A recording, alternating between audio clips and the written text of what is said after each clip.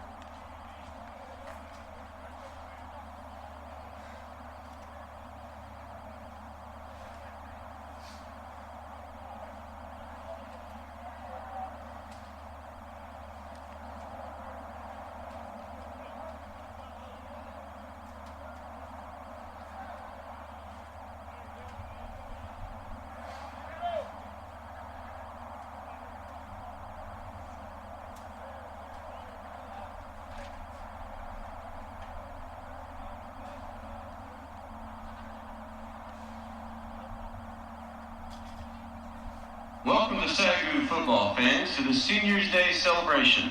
We have a record 21 football seniors and one senior student athletic trainer we're going to honor today. To all these individuals, we thank you for being part of the SAGU family and pray blessings upon you for your next adventures. And thank you to all the families that are here in support of these seniors. We know that you have played a big part in their career here at SAGU. The first senior that we'd like to recognize today is number 32, Kobe Roach. Kobe is a four-year letterman playing linebacker. Kobe is escorted by his father, Jacob Roach, mother, Audrey Roach, and girlfriend, Faith Thompson.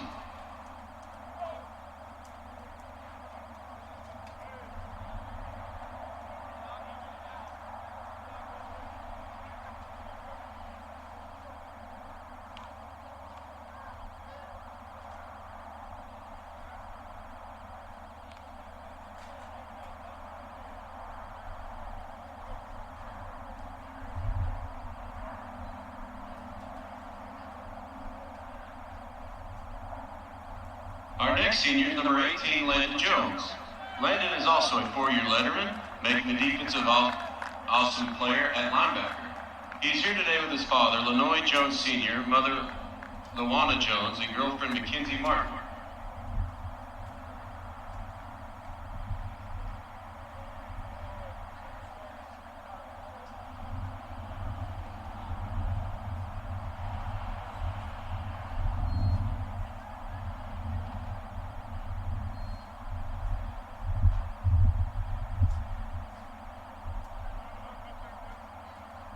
Our next senior is kicker Talong Hamon. He lettered all 4 years as well. He's escorted by his father, Ben Hung, and his mother, Tak Tuai. Next is number 5, Gary Powell. He's being honored today as well. Gary's a 3-year letterman. The family walking today is his father, Gary Powell, and his mother, Kina Powell. Up next is another 4-year letterman, Romeo Balboa, number 19. Romeo is also a SAGU quarterback and is being escorted today by his father, Joel, his mother, Renee, and his sisters, Alyssa, Jacqueline, and Marissa.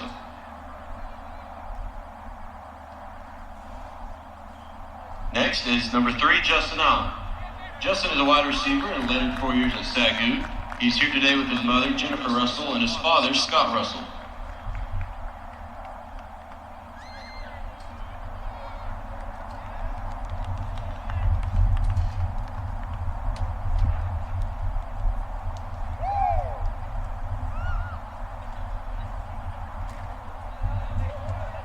Next is number 7, Ryan Dodson. Ryan is also a 4-year letterman as a wide receiver for the Lions. He's being escorted today by his mother, Kim Dodson, and his grandmother, Pam Bearhairy.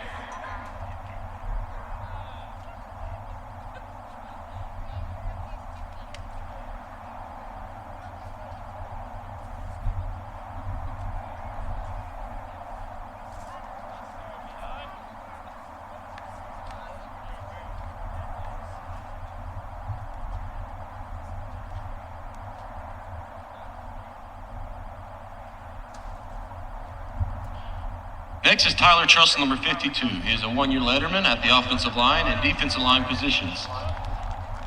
Tyler is escorted by Teresa Trussell, Jamie Walker, Chad Walker, and Chad Walker Jr.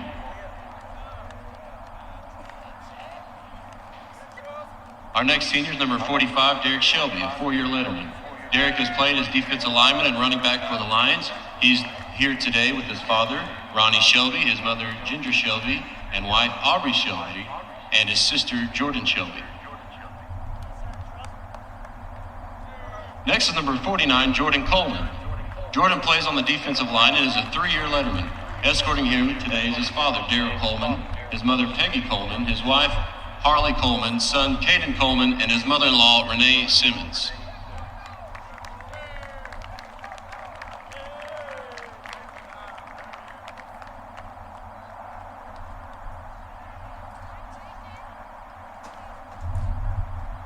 Next is Josh Richter, number 59.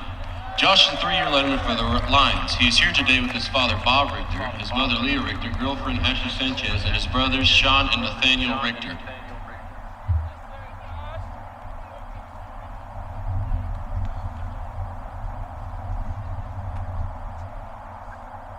Next is senior Garrett Holbert, another 3-year letterman, number 36 and linebacker. Garrett is supported today by his father, Kent Holbert, and his mother, Stacy Holbert.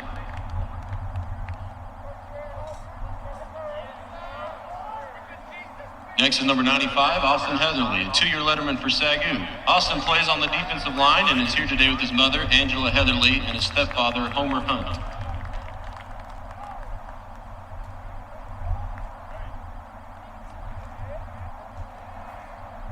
Up next, number 71, senior Marcus Rodriguez, also on the defensive line. Marcus, a 3-year letterman. He's escorted today by his mother, Melissa Gomez, his grandmother, Honora Gomez, and his father, Sabrina Rodriguez.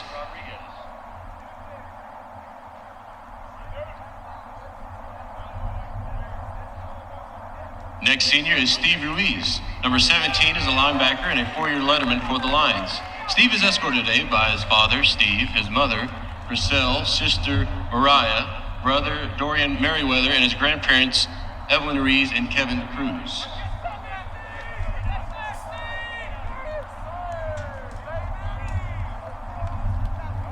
Patrick Hall is our next senior to be honored today. Playing at wide receiver, number 14 is a 2-year letterman for SAGU. Patrick is here today with his mother, Lisa Hall.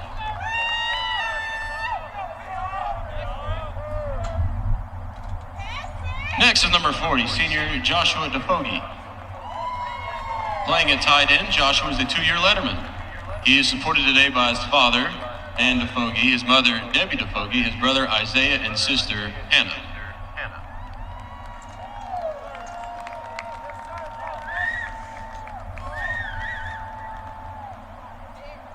Next is number 84, Caleb Johnson, a SAGU tight end. He lettered 1 year and is escorted today by his father, Chris Johnson, his mother, Teresa, his brother, Ethan, and wife, Jay Johnson.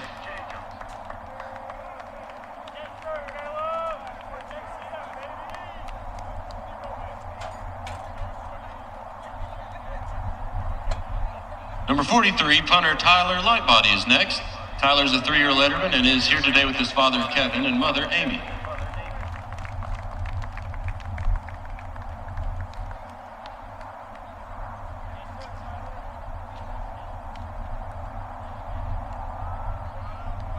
Next senior is number 13, Stefan Free.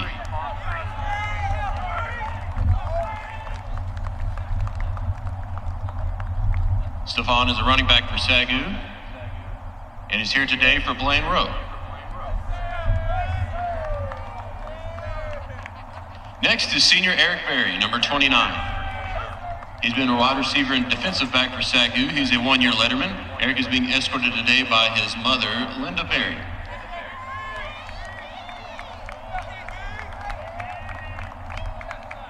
Our final SAGU football senior is number 6 defensive lineman, Trayvon August. Supporting Trayvon today is his mother, Martha Jackson, and his father, Saul August.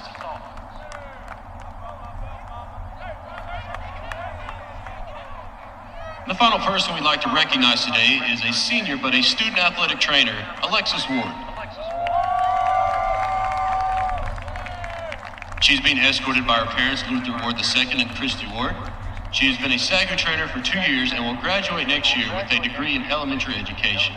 Thank you for your years of service to SAGU Athletics, Alexis. And congratulations to all of the seniors.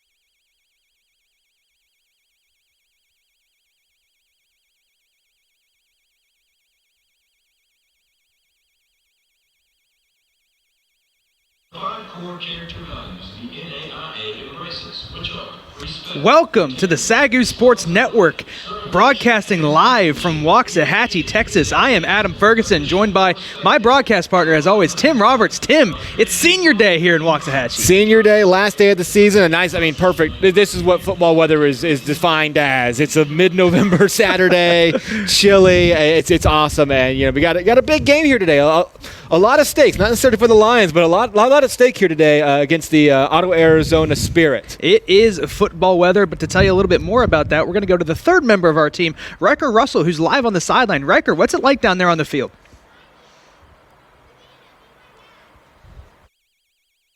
Thanks, Adam. Coach Smith, Ottawa is coming off a huge upset against Lion College 2 weeks ago. How much of the Lions gameplay will you use today? I think just looking at it, they just had good ball security, which is something we've kind of pushed all year. Defensively, I know we're going to come out and play hard. Offensively, we just have to execute and protect the football. Ottawa's quarterback, Austin McCullough, is one of the top quarterbacks in the nation, throwing for 309 yards, has 31 touchdowns for only 9 interceptions this season. How can our defense shut him down today? We want to get a push up front and let Drake and Trey and Keandre and Jordan Coleman, those guys do their thing. Our linebacking crew is going to stay sound underneath and keep level 2 integrity. And then DBs, we're just telling keep everything in front, break on the football. Today is senior day, so what have these seniors meant to you and the program? It's been a tough year. There's no denying that. But I'm so proud of these seniors and their fight and just how much they've just showed up every week and just a maturity and a high character, which is a testament to their families and the way they've raised them. And, I'm just proud of these guys. And their legacy goes far beyond the 10 Saturdays we played this year. Thank you so much, Coach. Good luck today. Back to you, Adam. Thank you, Riker. Thank you, Coach Smith. Guess he has to get to the locker room real quick to talk to his seniors and his players before we get ready to kick off here. So we'll get what it's like down there on the field. It is a little chilly here at Waxahachie. We're up way high. Riker's down there on the field. It might be a little bit different, but we'll see in a minute here from Riker what it's looking like down on that field. But in the meantime, Tim, SAGU comes into today winless on the season, and we haven't seen that really ever from this football team. It's been, since the dependable stats go back, this team has not had a winless season. It's hard, the dark ages before the internet, 2003. It's hard to get back before then, but they've won at least one game. So there's a lot on the line. Unfortunately, they're going up against the best team in the conference. Ottawa, Arizona coming in here today at 8-1 overall, 6-1 in conference. A win today, and they are conference champions. They got derailed a little bit 2 weeks ago when they were upset by Lion College. However, because of the Lion College loss, they are back in control of their own destiny. A win today means they're conference champs, means they're off to the NAIA playoffs. They'll be gunning to try to move up in those rankings too. So there's no reason for them to walk away with a 14-10 win today.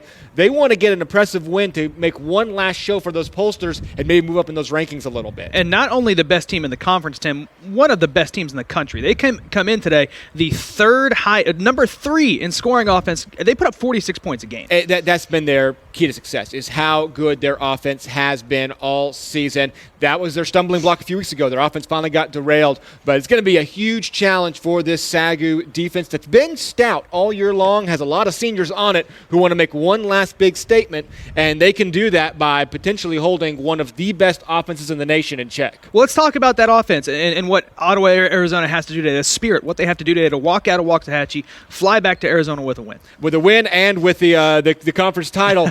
Well, 2 weeks ago, they found out what can go wrong. They only scored 14 points against Lion, and the reason for that was after they went up 14-3 in that game, they crossed the Lion 40-yard line 5 times and came away with no points. That's how you derail a good offense, is by that bend, don't break mantra. They should have put way more than 14. They couldn't finish the drive. So today, you got to finish those drives. That's got to be SAGU's recipe for success a little bit on defense. If they're getting to the 50-40, just hold tight. They can't kick field goals from the 40-yard line, from the 30-yard line even necessarily. Right. So for Ottawa, Arizona, especially going into the playoffs, you've got to finish those drives. You've got to finish strong and put 6 on the board. Well, let's flip it to the other side. SAGU, again, like we mentioned, winless. And as far as we know, as far as we can look, has not happened yet. So Coach Ryan Smith coming out today, senior day, last home game, last game of the season. You really have nothing to play for. The Lions want to win. They've got to leave all those cards on the table. And I like to say, throw a couple haymakers. Not literally.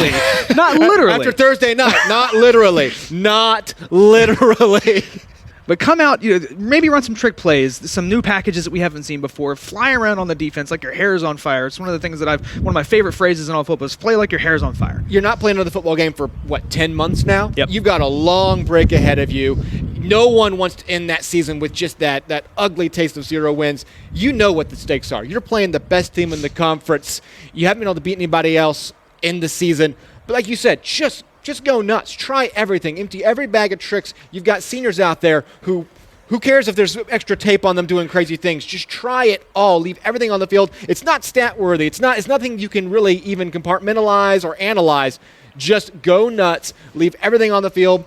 Maybe like you were with Langston a few weeks ago. Yep. Keep the game close until the very end, and then maybe something crazy breaks your way and you pull off an upset that would shock the NAIA and rock the playoff scene. Well, as the winds pick up a little bit here in Waxahachie, our sideline reporter Riker Russell is ready on the sideline to tell us what it feels like down on the field. Riker, what's it like down there right now? Thanks, Adam. I'm down here on the field, and it was kind of cold this morning at 33 degrees, but it is already warmed up to 54 degrees. There is a light breeze at 7 miles per hour, but it shouldn't impact the kicking game. Needless to say, it's a great day for football, and these seniors are ready to go out with the win. Back to you, Adam. Thank you, Riker. There you see the wind start to pick up a little bit, the hair of Riker Russell down there on the field. So we'll see if that plays into the game at all today. But, Tim, we talked about the keys and what the teams have to do to walk away with the win. Let's talk a little bit about the guys who are going to execute those keys. Let's start with Ottawa, Arizona. Well, Ottawa, Arizona, they are anchored by undoubtedly a top 5 quarterback in the nation, Austin McCullough. He's throwing for over 300 yards a game. Touchdown-interception ratio is off the charts. Again, he is undoubtedly a top 5 QB in the nation. The one thing he needs to improve upon, not just today, but definitely if they want to make a deep playoff run, his accuracy has struggled. He's only completing around 55% of his passes, which amongst that top 10 epic, elite tier in the NAIA is the lowest. If he can bump that completion percentage up to 60% or so, they can hang with the biggest teams in the NAIA. So going into today and for the rest of the season, Austin McCullough, just complete a few more of those passes and then just stick to it. Again, he's throwing for, I think, 319 a game. He is a top-tier quarterback, and we're going to see him execute today. And, of course, McCullough comes in as a junior. So we like to see that completion percentage for any of these elite quarterbacks and these top offenses sit around 65 to maybe 70% if you're on a really, really good tear. So we'll see what he can put together today. And then, of course, into next season as he comes in as a senior to be able to put these numbers up. And you're not even a senior yet. And I think we talked about the exact same with C.J. Collins a few years back. He was sitting around 55, 54%. And I said if he can get to 62, 63, he'll be unstoppable. 2 years ago, he was hitting 63, 64, and they were 8-1, 8-2 at the end of the year. They were that dominant. So if he can get to 65%, watch out for the Spirit, not for just for this season, but next season as well. And let's go to the other side of the ball, and I'm going to keep the theme the same here with the quarterback. Now, it has been, to put it lightly, a carousel for the SAGU Lions this season. Today, they're going with Brylan Watson. We saw him play last week and 2 weeks ago. It seems like they want him to be the guy going forward, and they've got a couple of years of service left in him as he's only a sophomore. But if he is your guy, let him get back there, throw the rock around. Like we mentioned, it's the last game of the year. You're winless. Let's see what he's got. If you want him to be your guy, let him get back to sling the ball around. We saw some flashes from here earlier in the season against the Austin College game. He had some real solid flashes, but you got to just put the full faith in him. You got to let him throw it around. No, not just these little 3-yard dump-offs, because you need to find out. I mean, this is essentially, you can mark down the last 3 or 4 weeks as your first preseason games for next year, because you've got a lot of young quarterbacks. You weren't able to find the guy for this year. You need to find out if that guy is still hiding on your team, though. And Brylan Watson, they've shown some faith in him the last few weeks. You've seen some flashes. Let him go nuts. Let him tear up the field, go deep, go short. Let him use his legs a little bit because he's shown some ability to really be a mobile quarterback. Like I said, hold nothing back. You got 60 more minutes left until September 2020. So go nuts. It's because they didn't hold anything back. I love it. I love the reference. Well, one of the things I don't want to see today is if we do want to put faith in Brylan Watson, let's try to keep the ball out of the direct snap of Justin Allen. They do like to run it every now and it's nice to get a couple of splash plays with him in that direct snap formation. But if Watson is your guy, get him in the backfield. Run 5 wide. They like to run 5 wide. Get him back there. I would expect maybe the first offensive play of the game for the Lions is to put 5 receivers out there, surround Watson, try to see what he can do on the first drive, and potentially, hopefully, get this guy solidified as your quarterback of the future? Start fast, maybe go up 7-0 early, and all of a sudden the entire tenor of this stadium might change. Well, we're going to go live to midfield for the opening coin toss, national anthem, opening prayer, and then we will be ready for kickoff. Don't go anywhere. The Spirit playing the Lions right here on the SAGU Sports Network.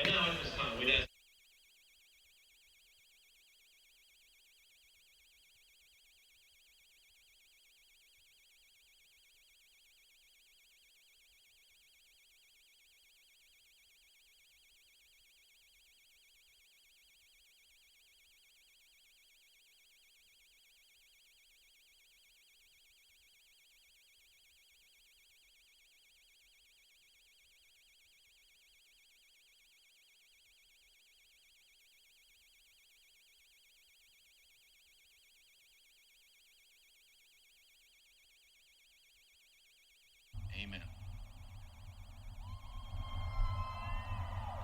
Oh, say, can you see by the dawn's early light what so proudly we hailed at the twilight's last gleaming, whose broad stripes and bright stars through the perilous fight, o'er the ramparts we watched were so gallantly streamed, and the rockets reclaim the bones bursting in air, gave proof through the night that our flag was still there.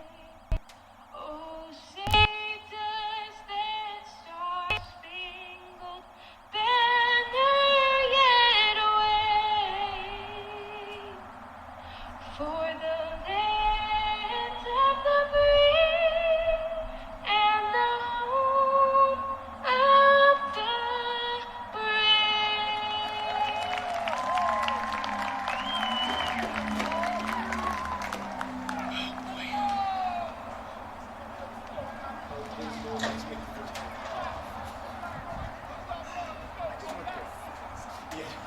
And now coming up, the coin toss for this game.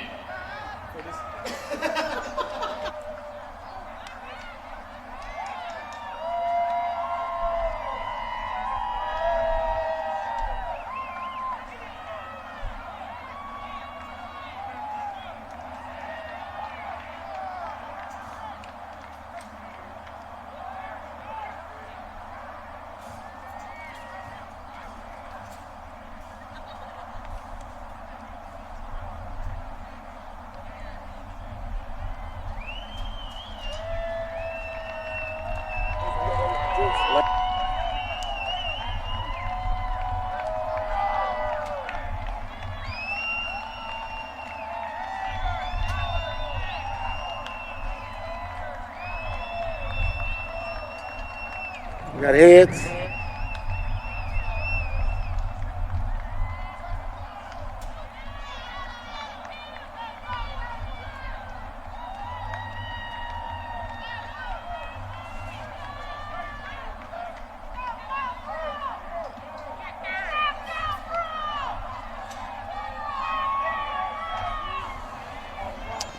As we await the results of the coin toss, it looks like the Lions, the home team, will defer to the second half, and the high-powered Spirit offense, again led by Austin McCullough, will take the field to start the game. So, Tim, really the best part of this winless Lions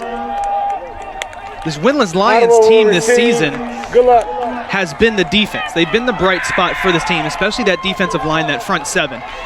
They're going to be up for the test. They're give the Spirit the ball here first. Yeah, and this is how you potentially flip the game. If you can come out and get a quick stop on defense, give your offense some good field position, that's maybe how. Because to pull an upset like this, you gotta make a statement very early on. And the defense has been solid. They've kept the Lions in a lot of these games. There's been a couple of games that they absolutely should have won, and they were just unable to execute on offense in the final moment. So, one last shot for the defense to go out there, make a stand. Again, 2 weeks ago against Langston, another high-powered offense held them to 21 points, had that game tight until the very, very end. And so maybe they can pull off the duplication this week, and you're just hoping for that crazy bounce at the end. And this would be a stunner. There's no way to put it. It would be an absolute stunner, but you got nothing else to do. It is a big day across the NAIA today as we close football season and head into basketball season. Over 200 competitive games being played today across the NAIA in both men and women's basketball and, of course, football. And, Tim, there are a lot of big games today. We are the early game today, but we might see the start of a couple of big games. Morningside, Northwestern, really the big one today. Decision day. A lot of teams gunning for those at-large bids. A lot of teams trying to hold on to home games in the playoffs. Those are huge. And we are underway as TH's kick is going to be a short one, fielded at the 4-yard line, bobbled, but picked back up. And he's going to try to have to make something work here, and he's going to get swallowed up right past that 10-yard line. They're going to mark him down at the 13. So the SAGU defense, that's what you want to start the game. The opening kickoff was bobbled by the kick returner, and SAGU has Ottawa, Arizona in some pretty bad field position. Yeah, that was Jonah Alicia, and it looked like, the sun is shining straight into his eyes. It looked like he might have just lost it. It bobbles it right there. Could have been even worse. But it starts off with the Spirit pinned inside the 15-yard line as Austin McCullough leads his team onto the field. And again, they are coming off their worst offensive output of the year. So an output that almost cost them the conference. Now, they still haven't won it yet, but that made them lose control of their own destiny. And it was only Lions' loss last week that put them back in control of their own destiny. So this offense, they definitely want to put something together here today to increase that hope going into the playoffs. 1st and 10 for Ottawa, Arizona, and they're going to turn around and hand it off to the running back up the middle, and he's got a big hole, and he gets brought down short of the first down. That was a pretty big hole on that left-hand side for the running back, Christopher Ewins. But thankfully for the Lions, that wasn't worse than it was. Yeah, good job by the front five of the Ottawa, Arizona, shoving to the right, clearing up that hole, and taking a quick 7. Here is what one of the top offenses does. They come out in the no huddle. They're going to hand it off again, and this time the running back is going to be swallowed up by a host of Lions. Ewins tried to get around that left side again, but he gets brought down for a loss of 2. Yeah, I think that might have been Landon Jones coming in on with the first hit on the tackle. Another senior. Some news on him we can talk about a little bit later. Big news for him this week. So, and he is one of the leaders on this defense. Brings up a quick 3rd down. 3rd and 7. McCullough with 3 out wide to his right. He's back to pass. A quick hitter out to the outside, and it's completed. And for a first down and then driven out of bounds, finds his man Jeremiah Graylock, another junior. And that's kind of the offense they run, these quick hitters. Tough to guard. Yeah, very tough to guard. The defender was in place. Just when the route happens that quickly and the ball is placed that well, not much you can do. They're going to hand it off again. Ewins up the middle, spins off a tackle, and he gets a couple more, and he's dragged down from behind. That's a good gain on first down of 6. Yeah, evaded some defenders straight up front, had to spin out of trouble. Turned really a 2-yard gain into at least 5 during the 2nd and 5 here. And the Spirit are not slowing down. McCullough making some changes at the line. And now he's back to pass, another quick hitter out to the outside. He finds Graylock. Graylock gets brought down short of the first down and driven down out of bounds. As Jeff Lavrin does a great job shedding off the blocker. The receiver in his face gets off him immediately to get a hold of the receiver, prevent the first down. We've seen Jeff. They are going to motion. Wow. I thought he was well short of the first down, but they're going to move the chains. Give him a very generous spot. Jeff Lavrin, who's been playing very well for the Lions the last couple of weeks, as the handoff goes to Ewan again, and he takes it up the middle for another 5 yards. And if that's going to be the average yards per carry for a running back, it's going to be tough to stop an offense. And this is SAGU defense, usually they're a lot more used to winning that up front battle. The linebackers don't have to get involved nearly as much. So if they can get worn down early on, it could be a long day with this rushing attack. Here's McCullough, lines up in the pistol. takes a snap. He hands it off to Ewens again. Ewens cuts it back up the middle. And this time the Lions finally bring him down for a minimal gain of 1.5 yards there possibly. Finally got some penetration into the backfield. You got to kind of come from behind him. You are slowing him down up front. It's not like he's finding gaping holes. He's been slowing down a little bit. So when you come from behind, you have that chance to trip him up, slow the play up, brings up another 3rd down just shy of midfield. 4 wide for McCullough. McCullough's going to fake the handoff. Quick hitter out to the outside and is incomplete. That's going to bring up 4th down, and we'll see what they decide to do. And they are going to send out the punting unit led by Austin Bond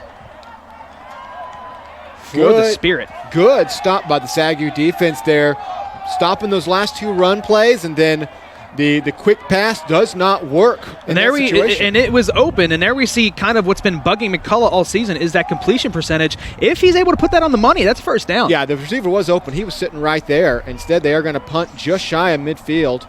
So the Lions force a punt to start this game, and it is off, and it is a good one. It's going to be fielded just shy of the 20. It's bobbled, and then there's a scrum for it. We'll see who comes up with possession. It's hard to tell.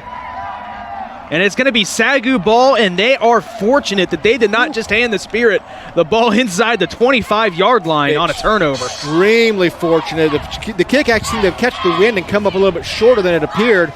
So the punt returner had to rush up underneath it, bounced right off his chest, and nearly gave the Spirit.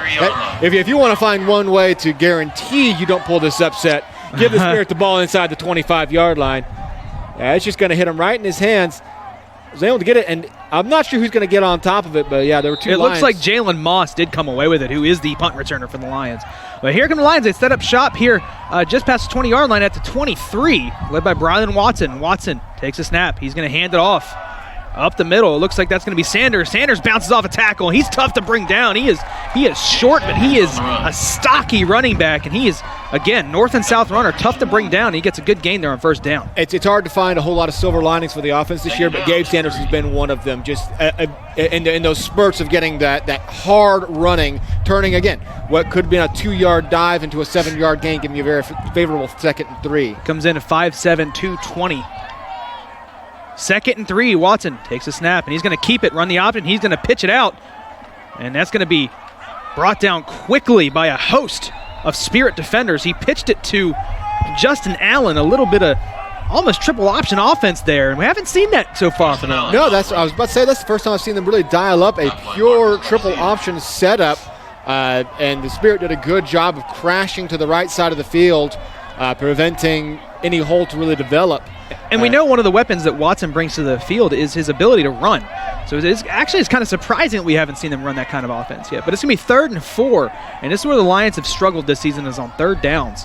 Watson, they're going to roll out. He's going to give it to Allen right up the middle. Allen to the outside. He's got 1 man to beat to get a big gain, and he gets brought down at the 45-yard line. Justin Allen on the run. And that's what we talk about. That is a play that we haven't seen at all this season, some reverse motion, and he pitches it to Allen going the opposite way. Crash down to the bottom of your screen, little shovel pass over the middle. Timeout. Allen shaken up. And it looked almost like a horse collar tackle there really on the 45. SAGU was beckoning for the flag after the play, and the reason you have a horse collar penalty, again, very good setup here, as everybody crashes to the bottom of the screen. As you watch right here, yeah, absolutely. That's a textbook horse collar tackle. And that is exactly why it is a 15-yard penalty. Just your leg gets caught up underneath you, and we've seen it break legs at that point, and that's why it's a penalty. So a missed call there by the officials could have given SAGU another 15 yards to tack on to the end of that run. And Justin Allen is leaving the field very slowly. So one of the seniors for the SAGU team. Yeah, just ref standing right there, just missed it. SAGU does pick up the big 1st down, though, on 3rd down. Sets a ball at the 45-yard line. Watson, back to pass. He pumps, gets it out to Reggie. Reggie brings it in and then is brought down. He tries to fight for it, and he's going to get brought down for a gain of 4. Was able to shut off initially, and the defender just able to grab a hold of his leg as he's about to that's Maury DeBerry. 4 yards there on 1st down, 2nd and 6 for the Lions. Watson fakes the hand, or he does hand it off rather. Little read option play there. He hands it off to new running back entering the game for the Lions, number 25, Darian Carter. We've seen him a couple of times this Tackled season. by Christian Wu. Carter just unable to get all the way outside. There was an initial lane blocked for him. He was just unable to clear that corner. Another big third down now for the Lions. They've got kind of a heavy man up front, so they are showing the potentially run here. Latrell Tibbett into the game. They're going to run another option here. Watson cuts it upfield, and he's met just shy of the first down. So that's going to bring up fourth and short, fourth and maybe a yard. It looked like he might have been able to get there, but a good job there by the defender, number 45, Christian Viville, to trip him up a yard short. They're going to say half a yard short of the first down. And the Lions are staying on the field. I mean, why not? You're inside Spirit territory. You got less than a yard to go. You've been running pretty well. 4th and inches here for the Lions. Sends a man in motion. Watson takes a snap. He's going to turn around and hand it off. Up the middle, there is a push, but he's not going to get the first down, and that's going to be a turnover on downs for the Lions. Now, it's tough to say. One official was coming right down the 45. The other was coming down at the 44, so definitely some disagreement between the two on where the ball should be placed. They are talking here about the 45-yard line. They might come out and measure it. We'll see here. By the placement, it does not look like they're going to get it. Turnover on down. First down. Ottawa. And the SAGU Lions, their bench is not happy about that. They're looking to the official. And you're right. It looks like that the far side official marked it differently than the close side official. Yeah. The official at the top of your screen came in straight at the 44-yard line. The bottom of your screen was walking right across the 45. And I guess they split the difference, which is no favor to the Lions. As it's going to be just inches short, unable to get that push. So McCullough and this Spirit offense will come out with the ball at the 45, call it 46-yard line. Good field position here for a high-powered offense. And McCullough comes out with 2 men in the backfield.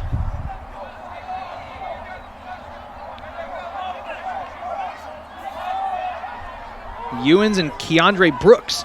He's going to hand it off to Ewens. Ewens up the middle, stopped quickly for 1 yard. We'll see senior Trey August in on the stop. About to say, Trey August just standing up strong. That's how you know you're facing a strong guy. He doesn't even go low. He turns right around, getting off a block, hits him up high. And not only is he 315 pounds, he's a strong 315 pounds, and we saw it there. 2nd and 10, they're going to call it a no-gainer there. He's going to dump it off to the backfield. Big hit and incomplete pass, but a huge hit on the running back. Who else? Trey August with a injury. Timeout. Blew that up in the backfield. And Ewens, who was looking to get the pass and run, did not see the freight train coming. McCullough hung his own guy out to dry here. This is a bit of a busted play, honestly. Yeah, just throws it behind him. Clean hit from Trey August. Trey August is supposed to be blocked on that play. Somebody missed their blocking assignment big time because there is no escaping when you're throwing to a little, screen pass into the flat. If you have a defensive tackle coming that strong at you, somebody really missed a blocking assignment. Timeout. SAGU. That's their first timeout. SAGU had 12 men on the field there right up until almost that snap. And SAGU does have to take a timeout here in the first quarter with 8 minutes left to play to avoid the penalty. Yeah, I don't want to give away a free play and a free 5 yards. Absolutely. 3rd and 10 is a lot better than 3rd and 5. On a mistake like that would be crucial here at midfield. So far, the SAGU defense showing why they've impressed us all year long. Even though, as you said, sometimes the scoreboard has gotten out of control, it's usually gotten out of control because of opposing defensive touchdowns or just a bevy of insanely short drives because of poor special teams, because of the ability for the offense to get out of their own end of the field. And, that's why I created that defensive metric at the beginning of the year. They both rank not just points, but yards, because sometimes a 45-point game, you only give up 250 yards, especially when you're struggling with a tough offense. So 3rd and 10, though, another chance to force the Spirit to punt. McCullough with Brooks in the backfield, a little bit of a pistol formation. 3 out wide to the left. He's back to pass. Steps up, he gets it over the middle. Incomplete, almost intercepted there by Lavrin. And that's going to be another punting opportunity for the Spirit, the SAGU defense. Stepping up to the task so far against this third-ranked offense. Lavrin with great coverage, and they got in McCullough's face, forced the ball out early and knocked him to the ground. Back to return the punt is Jalen Moss. Austin Bond to punt for the Spirit.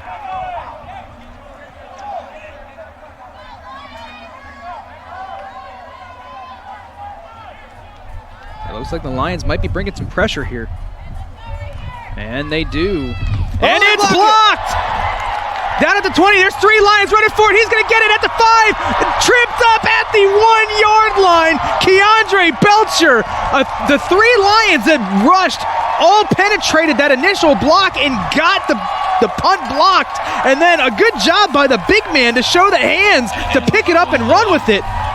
Yeah, you almost never see a defensive lineman like that just be able to scoop and almost score. Yeah, just dominating side. And it is, let's see who gets the hand. Trey August gets it. Wow. What a drive for Trey August. What a big start. Gets the block, and watch, look at this. That's just graceful. That is just graceful from Keandre Belcher. And it looks like he was tripped up by his own guy. It looks like he had 2 guys with him, and they were the ones who tripped him up. Down at the 1-yard line, the Lions. I don't care who scores. If the Lions go ahead and get this touchdown, which they better. Well, you gotta give that to Belcher. My goodness. Coming on the field for an extra blocker is number 6, Trey August. I think the Lions are showing their hand of what their strategy is here. They're going to take a direct snap to Carter, and Carter is in the end zone for a touchdown. And the first points on the board, Jalen Moss takes the direct snap. So 2 defensive players on the field for the Lions on that play from the goal line. Jalen Moss and the lead blocker, Trey August, get the Lions on the board first. What a series of events, Tim. I mean, this is what has to happen. This is the kind of things that have to happen. Guys making huge plays we haven't seen all year long. Trey August with the block punt. Easy walk-in touchdown. The Lions are up 7-0 midway through the first quarter. Extra point is good by TH. And who saw this coming? There you see on your screen, number 6, big Trey August. A couple of big plays on that 3-and-out. A good stop on first down on the run, and then blew up a play in the backfield. And probably helped bring the pressure to pressure McCullough, gets the block punt, and then gets to be in on the block on the touchdown. Trey August making a case for player of the game here early. And a good cutback there by Jalen Moss. Again, a defensive back who lined up in the backfield, took the direct snap. A nice little cutback there. We see why he's the primary kick returner for the Lions. Well, you can't ask for much more from the SAGU defense and special teams. That's going to go down as an offensive touchdown, but if you get the ball at the 1-yard line, you better score a touchdown. Absolutely. They had 4 shots at the end zone there. There's no way they're walking away with a field goal. Yeah. And there's not much to talk about it if you get it on the first play. I'm pretty sure the 4th down play would have been just putting Trey August under center and having him QB sneak it. They were going to find a way to pound that ball in. Well, here comes TH on for the kickoff. So Lions find themselves up 7-0, 7:46 to play in the first quarter. TH's kick is off, and it is fielded at the 2-yard line. Cuts it up in the middle field, and he's got a big hole, and they're going to answer back. He's past the 50, down past the 40, and out of bounds. Just shy of the 30-yard line. They're going to mark him out at the 35, and that is how you get it back. Jonah Alicia gets it back on the kickoff. And that's how you answer. Big special teams response after a special teams mistake, and it was only TH, who we've seen him, unfortunately, have to make a lot of tackle attempts this year. Special teams have not, at least on the blocking side, have not been great.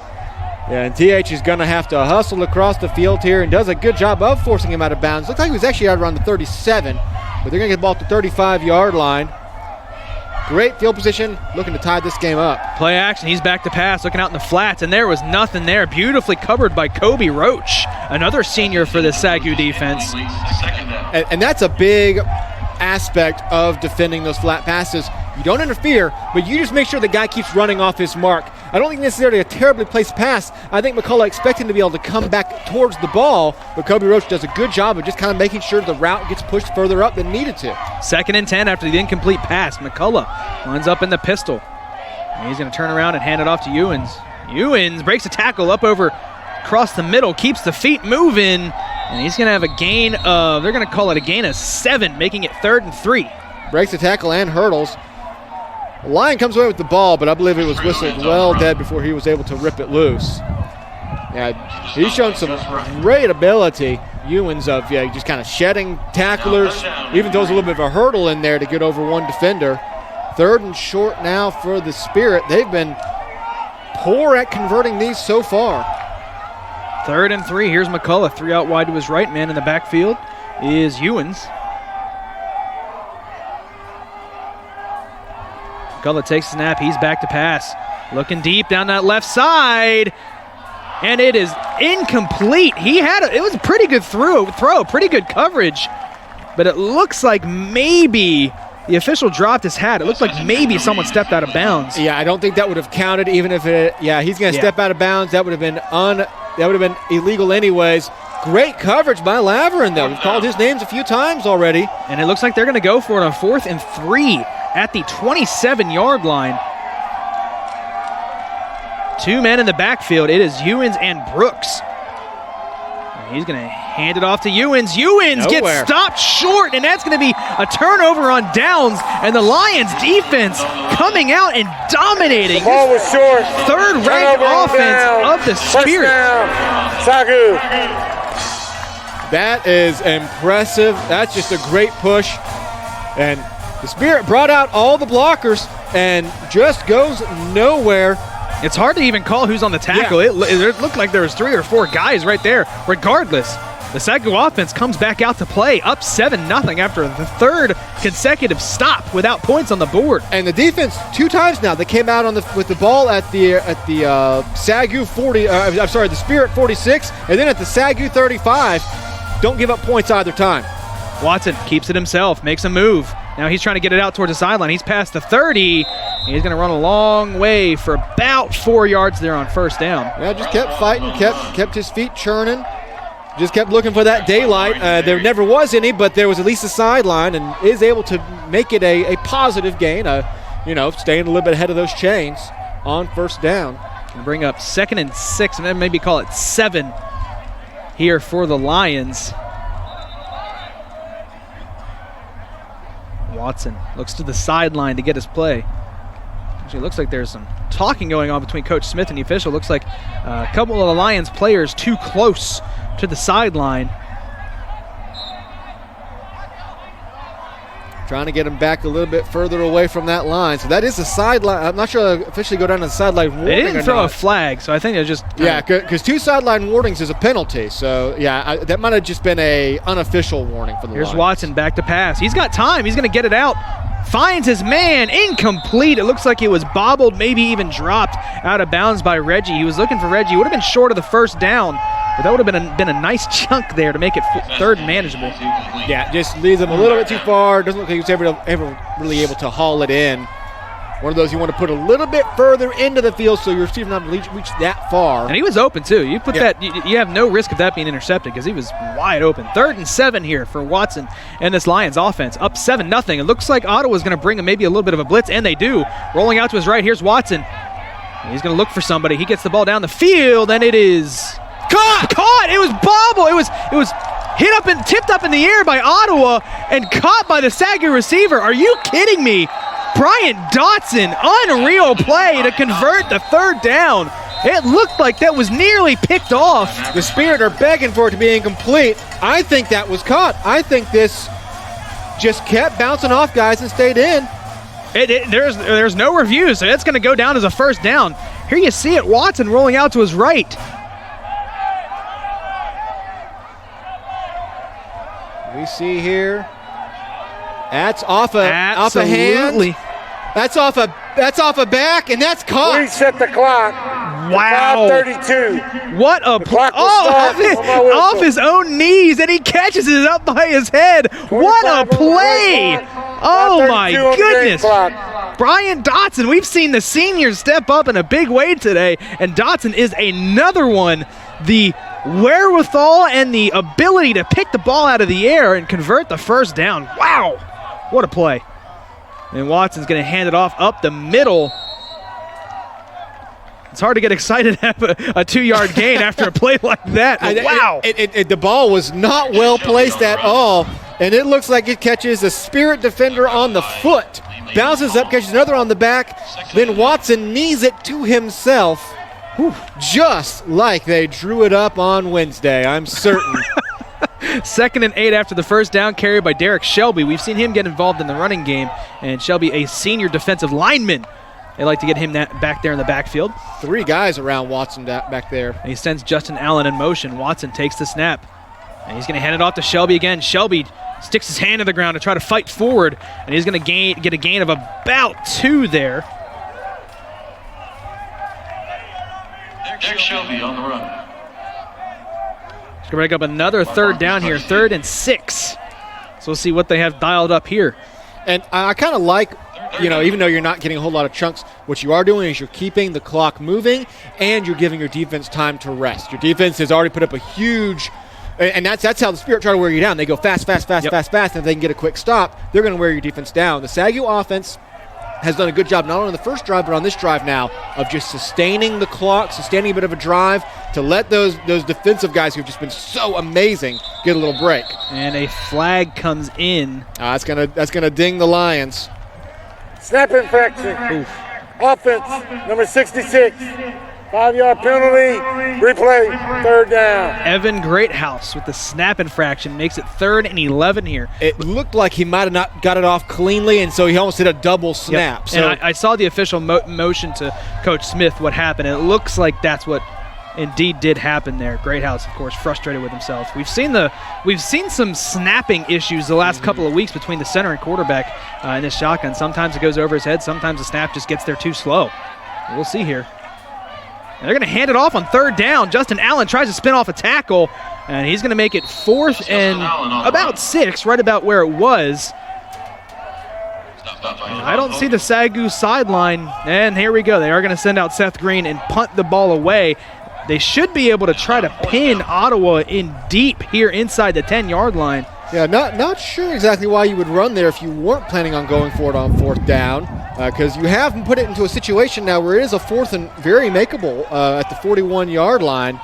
When you ran there, I assumed their plan was for 4th down, because I don't think you're really planning on getting 11 yards there. Seth Green to punt. He takes it, and he's going to get it off, and is a high arcing punt. Fair catch called for and brought in at the 11. So he does his job, pins him inside the 15, and that's where Ottawa will take over. There you see another NAIA game that kicked off at 11 a.m. Central Time. Marion Knights against Siena Heights. The Saints 0-0 in the Mid-States Mid-East League. The other early game here in the NAIA, and that is another top 25 matchup. There's a bunch of those around the country today.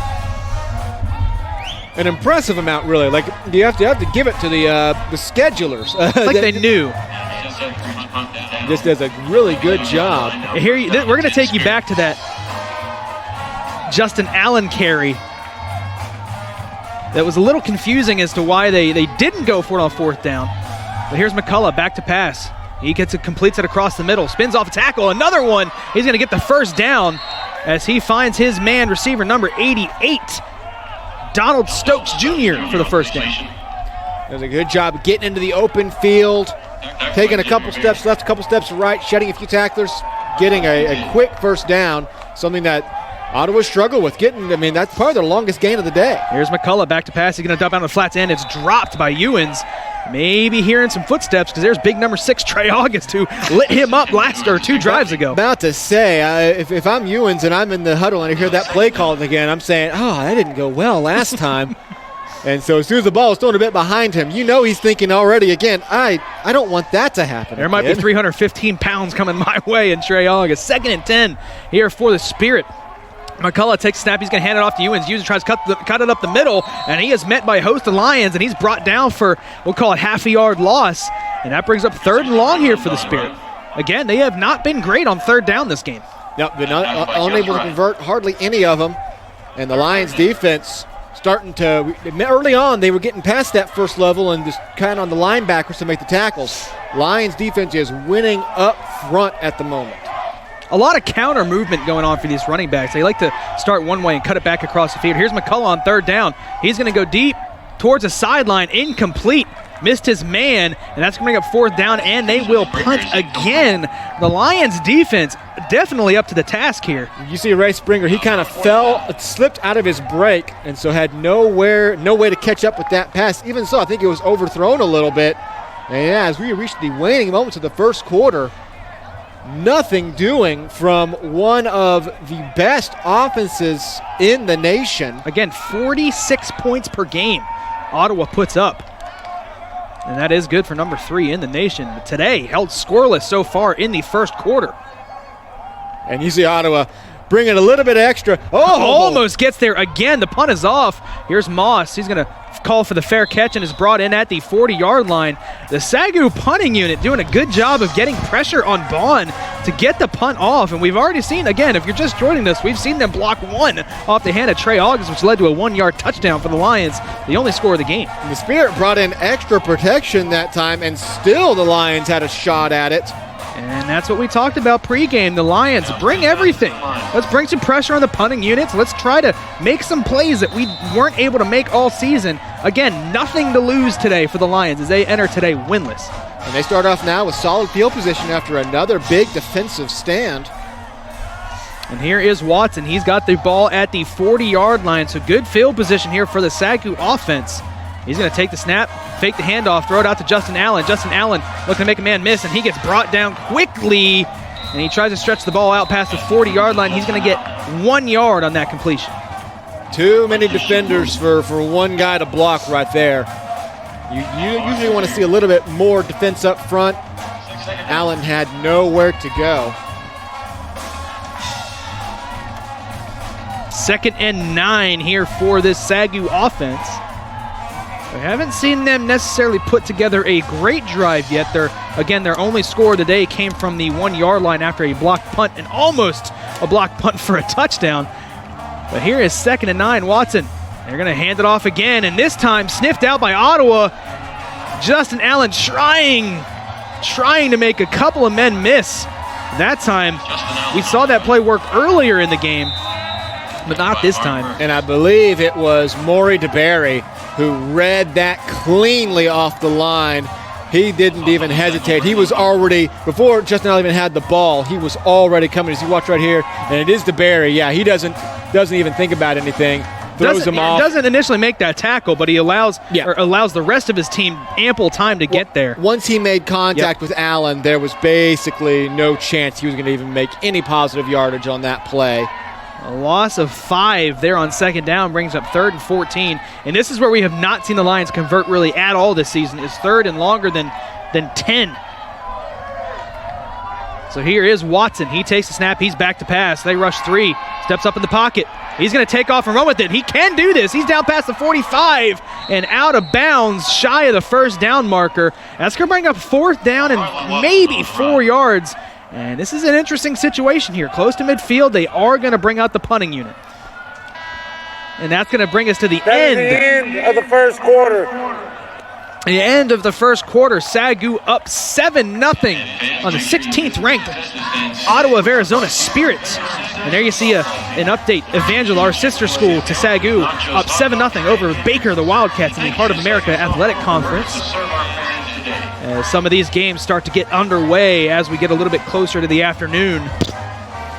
Well, there's 45 minutes of football left to be played, but these first 15 minutes, they show that no matter what the record ends up being, you always hate the phrase, this isn't a 0-9 football team, because it is. It is. I mean, the famous Bill Parcells quote, "You are what your record says you are." But we've seen this team. And we just know that they've been so tight. They've been so close so many times. And a true 0-9 team shouldn't look this good against a team that is, and maybe making a little bit too soon plans for the playoffs.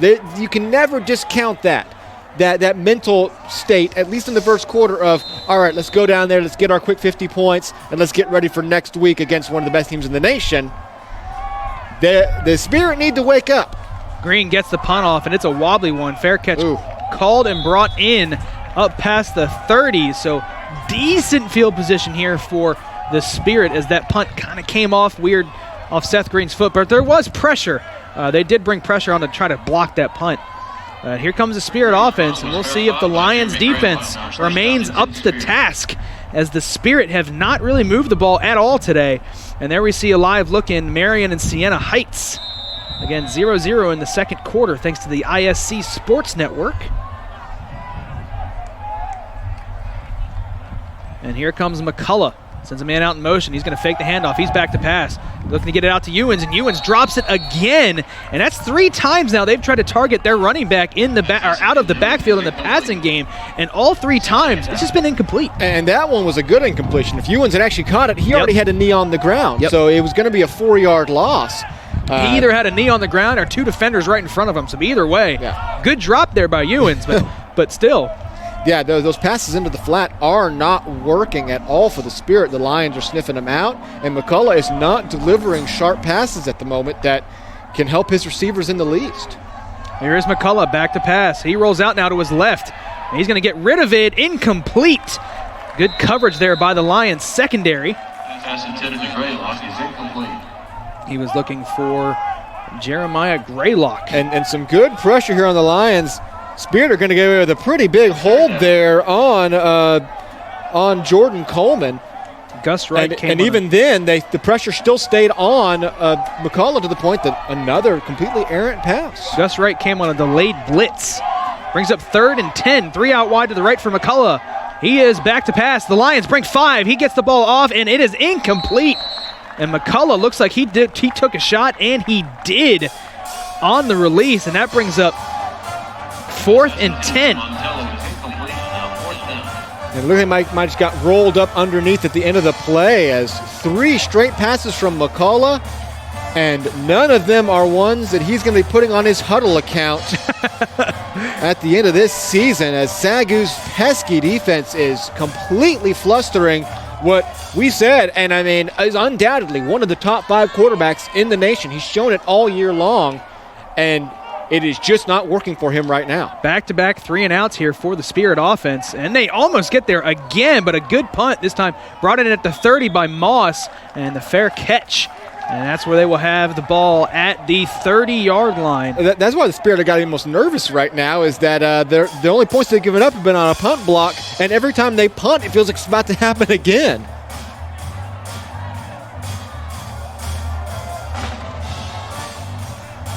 Now first down and 10 Lions.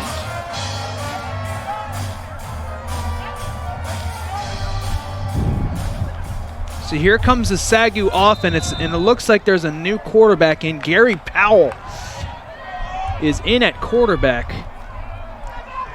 Rylan Watson is just standing next to the coach, but here's Carter over to the left side, outside, out of bounds, because picks up a good chunk of yards there on first down. It doesn't look like Watson is hurt. It looks like they may just be going for a change of pace here with Gary Powell in at quarterback.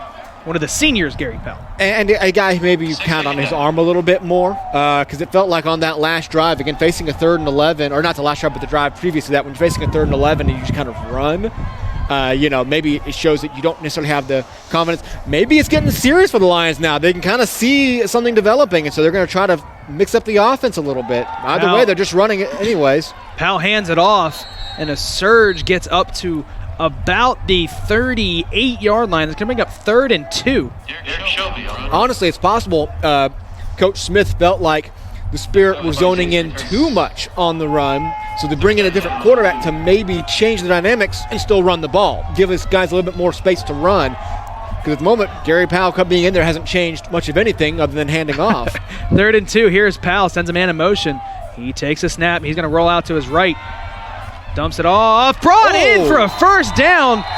Patrick Hall, another senior. We've seen him make some plays over the last couple of weeks, and the finesse of Hall to bring that in, tap his toes, and get that first down. Now, Tim, I called the game with Matt a couple of weeks ago, and he said Patrick Hall is sneaky good about getting these catches and just converting first down. Yeah, and the guys love Patrick Hall. They love him. When he had his big touchdown a couple of weeks ago, the guys were going nuts. This is one of those guys that's just absolutely loved on this team. And Hall's in a difficult pass. Honestly, not a bad throw by Gary Powell after the fact. Before the fact, it didn't look very good, but once you saw the guy make the catch. Carter cuts it upfield. He's past the 50. He's got enough for the first down. A good job there. Looks like they were trying to set it up to go outside towards the sidelines. Darian Carter cuts it back up and picks up the first down. Good blocking and just keeps on weaving his way through, rumbling down the field.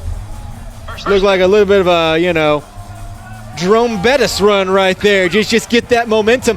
And once he's got the momentum, how are you going to stop him? Absolutely. Just hanging on for dear life. 1st and 10 here for the Lions. And they've got the ball in Ottawa territory. Here's Carter again. He cuts it back up the middle, this time for maybe 1.5 yards on first down. On the run. That time sees the hole and is going to cut up the middle as quick as he can, but there was nothing doing. Good job by the Spirit linebackers, completely staying at home, not allowing the crash to put them out of position. They just stayed right there to where even though he was kind of able to shed through the initial hole, there was no space to work with after that. 2nd and 9 here for the Lions, and Gary Powell, he's got 3 receivers, 2 out wide to his left, 1 to his right. Josh DeFogie in there for maybe an extra pass blocker. He goes out. Powell looking to get it to Dotson. Dotson brings it in, goes up and gets it, and converts for the first down inside or at the 30-yard line of the Spirit. And this SAGU offense is moving. And that's just awareness by a quarterback to know I don't have to put a great pass here. Throw it up where your 6'4 receiver, even surrounded by 5 Spirit defenders, can go up and make the catch. And the offense, they're clicking now. And another senior making a play here for the SAGU Lions team. 1st and 10 here for Powell and this offense. He's going to take the snap. He's back to pass. He gets it out to his man to the left. That is Reggie Agier. And that's going to be a pretty good gain there on first down. Yeah, quick gain of about 5.5 yards. Pass was a little, if the pass had been a bit quicker getting in there, Agier does have the route and has the space. Instead, he had to come back and get it. He was wrapped up immediately, but still, nice pickup of 5 yards on first down. 2nd and 5 here for the Lions offense, now at the 25-yard line. You got to think maybe another first down here. They feel comfortable about TH on for a field goal, but you're looking at 7 if you're this Lions offense. That's what you got your eyes on. Here's Powell. He's going to hand it off to Shelby. Shelby tries to get it to the outside. That's Justin Allard. That is Shelby. Shelby tries to get it to the outside, and he could not. A couple of flags come in, and I think this one will be coming back. Well, it'll be actually the choice of the Spirit what to do here. Holding. Offense, number 78. 10-yard penalty. Replay, 2nd down. So they will accept the penalty. You threw him for a 3 or 4 yard loss, so you might have looked at maybe bring up a 3rd and 9 there, but I guess at that point, the Lions are probably still within field goal range. This safely puts them out of field goal range to where if you can make another stop or 2 right here without giving up yards, SAGU's not going to be able to get any points. Whereas 29-yard line, that's within TH's range, although the wind that we have is currently in his face. So I'm not sure the Lions would have necessarily felt all that comfortable trotting out a 46-yard field goal. So the Lions do have two extra plays now, though. See if they can make the Spirit pay for that decision. Here is Powell on 2nd and 15. He's back to pass. He gets it out to Dotson. Dotson drops it, and that was dangerous there for a second. Looked like it could have been intercepted. Javon Hogan is coming in over the top, and if that tips up a little bit higher, and if he's not so focused on making sure the receiver doesn't make the catch, he might pick that, and there was nothing between him and the end zone. Yeah, he immediately slaps his hands. He knows that if that had gone his way a little bit more, he probably has 6. 3rd and 15 here now for the Lions, and it looks like they're going to take a timeout to discuss this. SAGU, that's their 2nd timeout. I think at this point, going forward they went for it on a 4th and 25 earlier this year in this situation through a Hail Mary touchdown. They did. But definitely you're thinking 2 downs here. There's no point in punting from the 35-yard line, so you're definitely looking at going for it. So draw up a play at least here where you can maybe get up another 7 or 8 yards if the big play is not there. and then have a 4th down situation. Still scoreless in Siena Heights as Marion is on the road. A fumble actually by Siena Heights and recovered by Marion. So they're going to take over possession. Again, still a scoreless game in the second quarter in one of these top 25 matchups that's all over the board today in the NAIA. Big, big day. Again, as we roll from football season into basketball season, mentioned it a little bit before, 200 games today in the NAIA between men and women's basketball and football. Just a little volleyball going on, and too. volleyball as well, yeah. Sooner Athletic Conference Championship today up in Oklahoma. So a great day if you're an NAIA fan. So here's Gary Powell, 3rd and 15. He's got 3 men in the backfield. He's going to run an option. And here's Allen. Allen's going to step back to pass. He throws it up looking for Dotson. Dotson cannot bring it in. Almost intercepted at the 2-yard line. I like it. A little trickery there on 4th down. Get the ball in the hands of one of your playmakers and Justin Allen. And Allen actually gave Dotson a shot there. Yeah, I mean, he's just going to throw an absolute floater, and that's one you only throw to Dotson, who can maybe go up. And Dotson's going to get 2 hands on it here.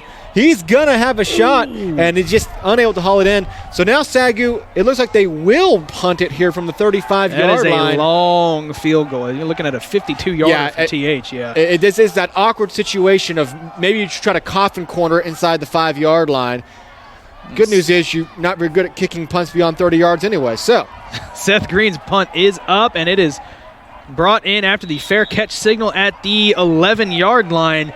And that is where Ottawa will take over. So 2 times so far today, Seth Green has pinned his opponent inside that 15-yard line. So he's doing his job.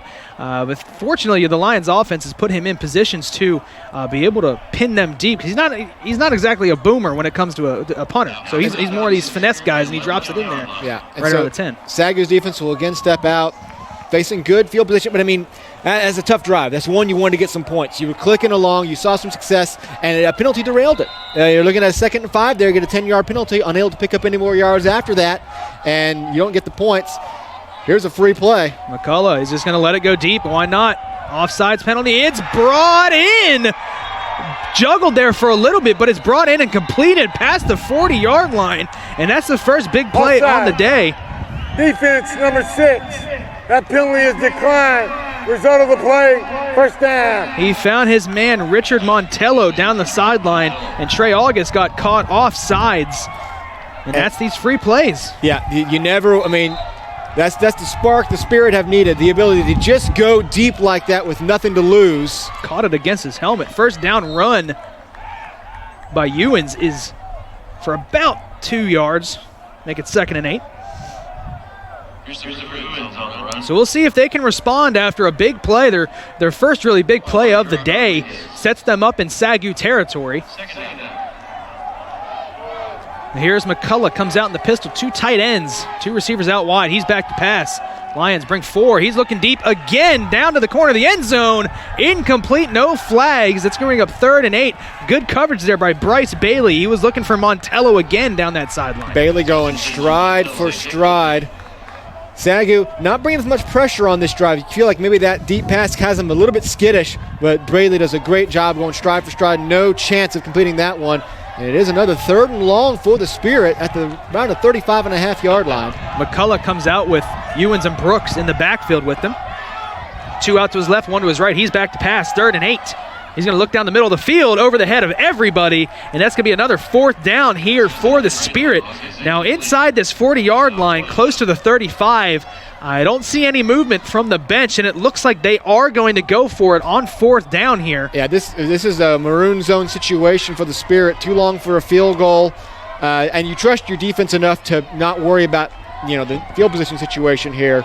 But not a great pass there. I felt like he maybe expected Graylock to break straight down the field. Instead, Graylock was kind of drifting to the middle of the field. Not even close. 4th down opportunity here for the Spirit. Sends Ewens in motion. He's going to step back to pass, or the fake handoff. SAGU brings pressure, and he's going to go ahead and convert. And then he breaks the tackle out past the 10-5, touchdown Spirit. And they are going to tie this ball game up, barring an extra point. A good job there by McCullough to step up in the pocket and find his man. And that's going to be a better route run as he just left the SAGU defender completely standing still. You see the route, not going to quite see it from the top of your screen, but there he leaves him in the dust.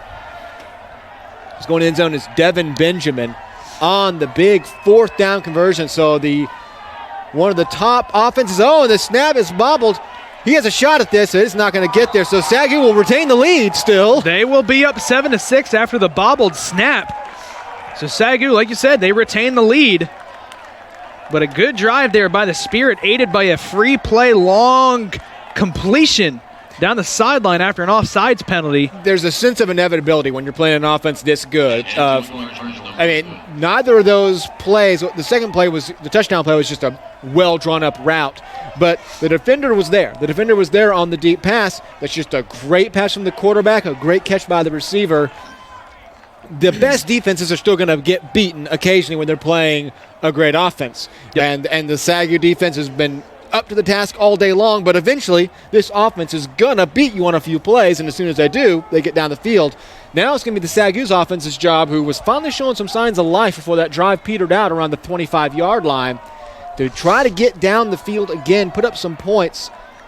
They do, with 9 minutes left essentially, rounding it right around there in the half. They do get the ball first to start the second half, so if they can keep this score the way it is, maybe add some points at the end of this half, they'll start the second half with the ball, so at least keep this thing manageable over the next 9 minutes and go to the half and draw up a good second half game plan. And here is the kick, and it is off, and it looks like it's going to be through the end zone, and it's going to be a touchback.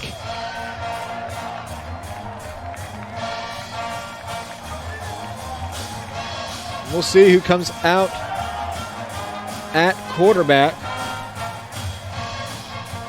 Just got word that the SAGU women's cross country team, sorry, not lacrosse, the women's cross country team finishes their season ranked 11th in the nation, and that is a relatively newer program here at SAGU, but they have been making waves. They're good every season, and in addition to that, Zachary Hammond is the NCCAA individual national champion in the men's division. So congratulations to the SAGU cross-country team making waves here in the NAIA NCCAA. Gary Powell remains in at quarterback. He's going to pitch it out to Carter. Carter tries to get around that edge, and here comes a late flag. It looks like Carter may have been brought down by his horse collar there. We may see this called. Or a face mask. Or a face mask yep. might have been grazed as we watch the replay here. And that's what the call should be. Absolutely yep. should be. Is he does get completely wrapped around his face mask. Conversation happening here, but... Personal foul. Yep. Face mask. Defense. 15 yards added to the end of the run. That's an automatic first down. Thank you, Mr. Official. That was an emphatic call. I like that. Again, just want to say another congratulations to the most recent national champion, Zachary Hammond, for the men's cross country. I've been following them on Twitter all season, really, and he has just been so good all season long, and it's really paying dividends here as he is, again, the national champion. Big deal. Big deal for the cross-country team. You know, I just registered for the half marathon in February that's being put on by the cross-country team. I might lose to him. I don't see myself ever running a half marathon, whole marathon, tenth of a marathon. I'm going to let you do that by yourself, Tim. So as the first down play goes for about 5 yards, and it's going to bring up 2nd and 5 on the carry by Carter, or Gabe Sanders rather, in at running back now. Yeah, I will not be making Zachary Hammond my pace man for that day. I think I would die. Here is Powell. He hands it off to Sanders again. Sanders spins off a tackle, but then gets brought down for a loss of a half a yard. And it's going to make it 3rd and about 6 here from the 45-yard line with 8 minutes left to play in the second quarter. A lot of fighting. I mean, you love seeing Gabe Sanders out there just fighting for every last ounce out there. It feels like if you can ever just kind of break loose. Again, once he gets that momentum, he's so hard. If he gets 5 yards up the field, you know he's getting 5 more. Because once he has 5 yards of momentum, he's not going down without a fight. Ottawa looks like they're bringing pressure here on 3rd down, 3rd and 6. They are going to bring 5. Powell pumps, throws it off his back foot. Almost intercepted, almost caught by Patrick Hall, who was right there. Powell threw it to essentially nobody off his back foot, and it looks like it hit off the helmet of the Spirit defender. And Patrick Hall is breaking open here. If he's able to hit Patrick Hall, he's in stride. It did hit off the helmet. That would have been the second play for the Lions. It was tipped up in the air. Patrick Hall just short of catching that. It would have been another miraculous first down conversion, but it's going to result ultimately in a punt by Seth Green.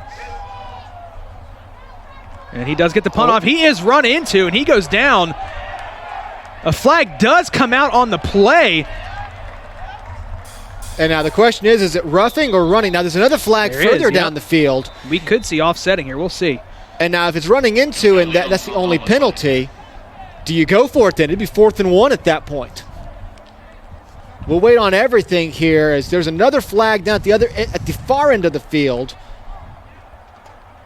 If it's running into, I'm giving that an emphatic yes. Go for the first down on 4th and 1. With the way Gabe Sanders is running right now. And Gary Powell even comes in at a like 225. There's 2 fouls on the play.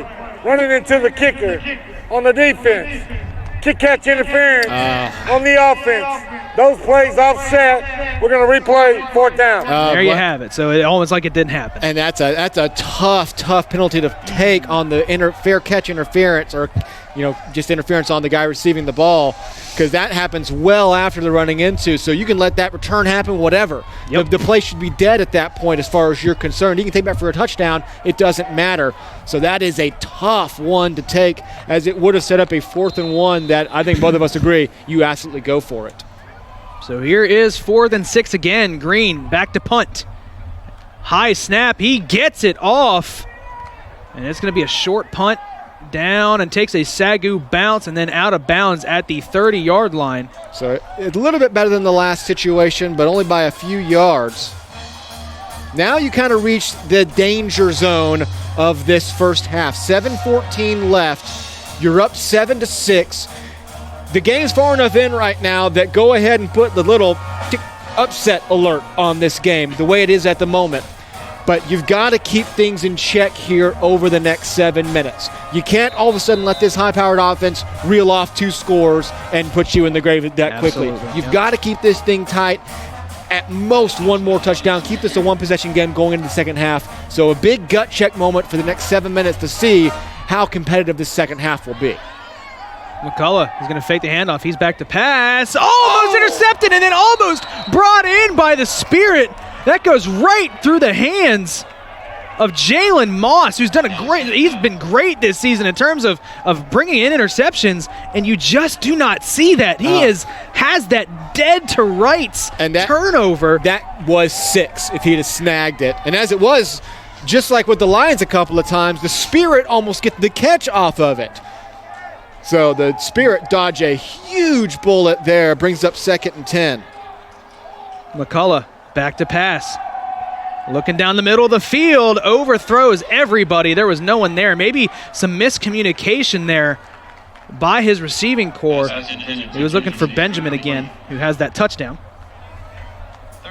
He's got time to throw. There's nobody in his face. There's no pressure at all, and just overthrows his receiver by a good 5 yards. And if he's got time to throw, he is dangerous. He throws a pretty good ball there out of the It felt like McCullough should have held on to that ball for another second, really adjusted his throw, see where the receiver was, and then drop it in. He kind of hurried it. Maybe a little bit of credit to the SAGU defense for how much pressure they have brought on him, to where he felt like he had to get rid of it, even though his offensive line was winning the battle that time. 3rd and 10 here. We've seen the Lions defense pretty good on 3rd down so far today. Here's McCullough back to pass, looking across the middle of the field, and it's brought in. Big hit there across the middle. Wow, that was a big hit. And he's going to get up, and he is okay. Kevon Gardner converts the first down. Big conversion. Finally throws it on the money. A little bit behind him, but he's able to hang on to it. And Landon Jones lays a solid lick. And they get the snap off quickly on first down, and they rush for 2 yards. We talked about it earlier. Landon Jones, some big news coming out this week. He is going to go ahead and play in the NAIA Senior Bowl. So this will not be his last game, college football game rather. But he does look to go out with a bang here as he lays down a big hit there on 3rd down. Having a big opportunity to go out there, just show some more tape, see what kind of impact you can make going for your future. McCullough looking across the middle, almost intercepted Jalen Moss again. That's 2 in this drive that he has not been able to bring in. And Jalen Moss has just got to be sick to his stomach. The first one would have been a great pick. This one is right to him. McCullough just throws it straight into his hands, and he kind of short arms it. It's almost like he's trying to bring it down a little bit too fast. Jalen Moss with 2 drop picks. 3rd and 8 coming up. Oh, and that's just so uncharacteristic for him. He's the kick returner. He is the kick returner. So you know he has good hands. And so, that's just so devastating for Jalen Moss. 3rd and 8. Here's McCullough, and he is back to pass. They look across the middle. That one almost intercepted, but that out of the reach of everybody. He's shaking his hands going, that one wouldn't have been, that was not on me. That was closer than it should have been because of my athleticism. As it is, though, SAGU's defense holds strong again after a big 3rd down conversion, and the Spirit will punt away again. Pretty good defensive series there for the Lions. A good job of breaking up some passes. They're going to go down as pass breakups, but they should have been interceptions. Yeah. So they're in the right place at the right time and showing that they can read this Spirit offense. But here comes the punting unit. McCullough's got a couple of freebies now. Absolutely. He cannot keep throwing these. He can't keep relying on the SAGU defense to keep dropping those. And they almost get there again. The punt off, brought in by Moss. And here is Moss. He's going to try to cut it back upfield. Good block. Looking for some room here. Gets it past the 20. A flag does come in late as there is a Spirit defender with his helmet off. Just hand it to him. No need to swing it. Just feels inevitable once you start going east and west on a punt return that somebody's going to get flagged for Absolutely, something. yeah. It's tough to kind of throw blocks when you're running laterally. It's going to be either a block in the back or a hold somewhere. It's so easy to hook somebody. Yeah. When you're doing that, yeah, absolutely. So we'll wait for the call here, but regardless, I think the Lions are going to move it back. Got to be forced the spot. During return, legal block in the back. Receiving team, 10 yards. From the spot of the foul, 1st down, SAGU. So Jalen Moss's around 10-yard return is going to go. And if that's the block right there at the 11, then this is going to be pinning the Lions deep. It's hard to say. I don't know if it was that block there. It came in close towards the end. And it looks like they are marking it at the 15, so it's going to go back to half distance from the goal from the 15. So it wasn't the first one that they saw. There was a second one that occurred around the 15-yard line, and that is more from the side. Yeah, it's close, but I don't think that's what drew the flag. Trying to see where the other. It might have been right 40. No, number 47. They're gonna whistle right there for the Lions. I believe it's going to be that block right there. Number 47, Dylan Riley. They're going to hand it off on 1st down, and that is going nowhere, maybe for a gain of 1 on 1st down. Was looking for Carter. Or handed it off to Carter, rather. Love to get a 1st down or 2 here. Punting from your own, inside your own 10, with how unsuccessful your punter has been so far and getting the ball further than 30 yards. You need to get up to the 25, 30-yard line, run some clock here. Under 5.5 left to play here in the second quarter. The SAGU Lions shockingly up 7-6 against this high-powered Ottawa of Arizona Spirit offense. The SAGU defense has been the one to step up to the task. Can the offense answer back with a long drive here? It's going to be 2nd and 9. Powell in at quarterback. He's got 2 on the play clock. There we go. He gets the snap off. He rolls out to his right. Just kind of throws it to the sideline, out of bounds. Was looking for Dotson. Incomplete.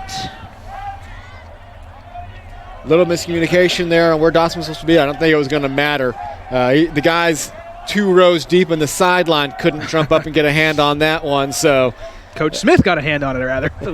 Put the left paw up there and got it. 3rd and 9 here for the SAGU offense, and this is not the position you want to be in. You're not known for having a punter who can get the ball down the field. You got to try to convert here, or else Ottawa, Arizona might set up shop on there on the SAGU side of the 50. Almost certainly. I would, at that point, you're worried about inside the 40. So you'd love to find a way to pick up 10 yards right here. Powell fakes a handoff. He rolls out.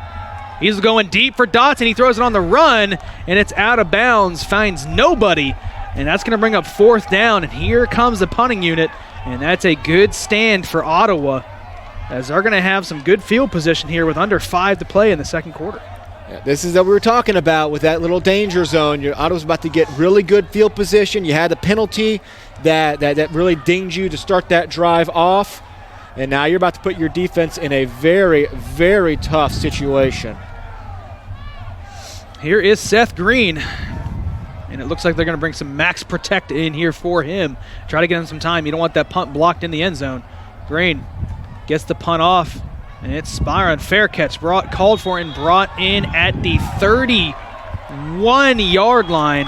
And that is where Ottawa will take over, and that is just an abysmal outcome for that drive. Yeah, that was worst case scenario outside of a turnover inside the 10-yard line. You give Ottawa, Arizona the ball, just needing 31 to go. And this is where we've seen the Lions defense. This has happened so far this season. The offense gets set up on a short field. Yep, and so even if a touchdown gets scored, all of a sudden there's 13, 14 on the board, but what's the defense supposed to do? Yep, McCullough hands it off to Ewens. Ewens gets a pretty good gain on first down. We'll call it 4. They've held strong all game, really outside of 2 plays, the one big pass play and then the touchdown pass. They have held strong all day, so no bigger test than this one right here. They're going to call 4.5 to play. Call it 2nd and 7. Here is McCullough. He's got 2 men in the backfield with him, 2 out wide to the left, 1 to the right.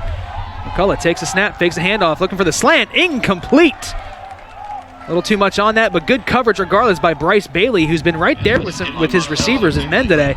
And it was those quick hitters that helped them early on their touchdown drive. Unable to connect there. 3rd and 7. Probably, again, looking at 4-down territory here if they don't pick up any yardage here. We might see them even turn around and hand the ball off here. Ewens has shown a good job today. He started out the game almost 5 yards a carry, so he's shown he can get it done. We'll see here. 2 men in the backfield. Here's McCullough. He is going to fake the handoff, looking deep down the middle of the field, almost brought in, overthrows his man, and he was open. That could have been a touchdown, just a tad over the outstretched arm of Richard Montello. The Lions bit on that play action. They were thinking the same thing you were, of don't give up 5-6 yards here. And looks like the special teams unit is going to come out onto the field for the Spirit. So and it looks like it's going to be a field goal attempt. Yeah, they've got the wind. The wind is coming in from the south and blowing in the face of the Lions. So why not try a field goal here? So they're just going to try to take the lead. A 44-yard field goal is the attempt. The kick is up. It's a low line drive, good. It is good. Straight down the middle. Good job. He definitely used that wind to his advantage, and he hits that 44-yard field goal. From my vantage point, I thought I saw it cross in front of the crossbar from here, but it must have just gone inside.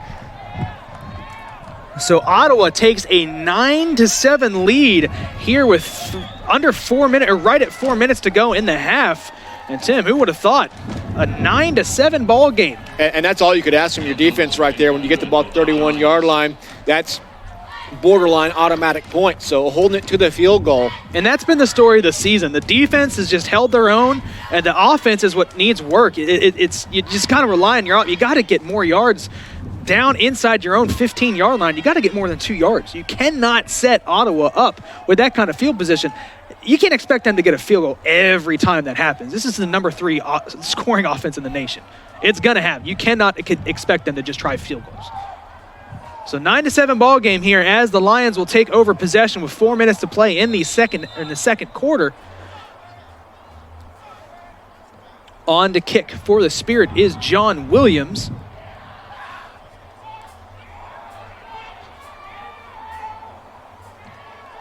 And it's going to be a long line drive kick, and that will be a touchback. Correction, that was off the foot of Landon Reeves, the freshman kicker, wearing number 48.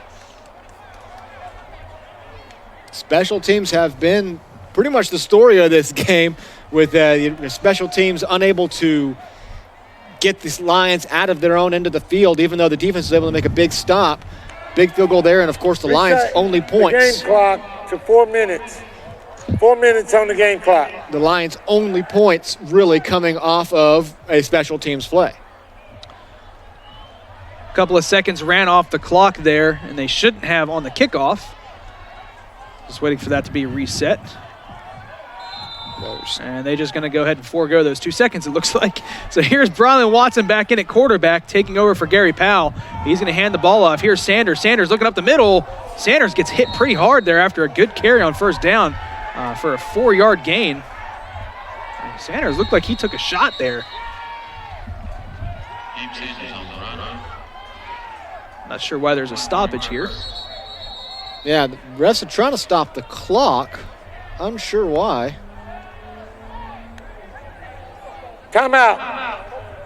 Ottawa. Oh. Please set the game clock to 3:46. So Ottawa's 3:46 on the game clock. probably trying to get the ball back. Still a lot of time left to start using your timeouts this early on, I would Maybe think. they want two. Maybe they want two possessions. We'll see. Very possible. Very possible. As you said, this is that spot that's going to define this half. If SAGU can hold it where it is right now, they get the ball first. You're looking for a couple more crazy things to happen to pull off this upset.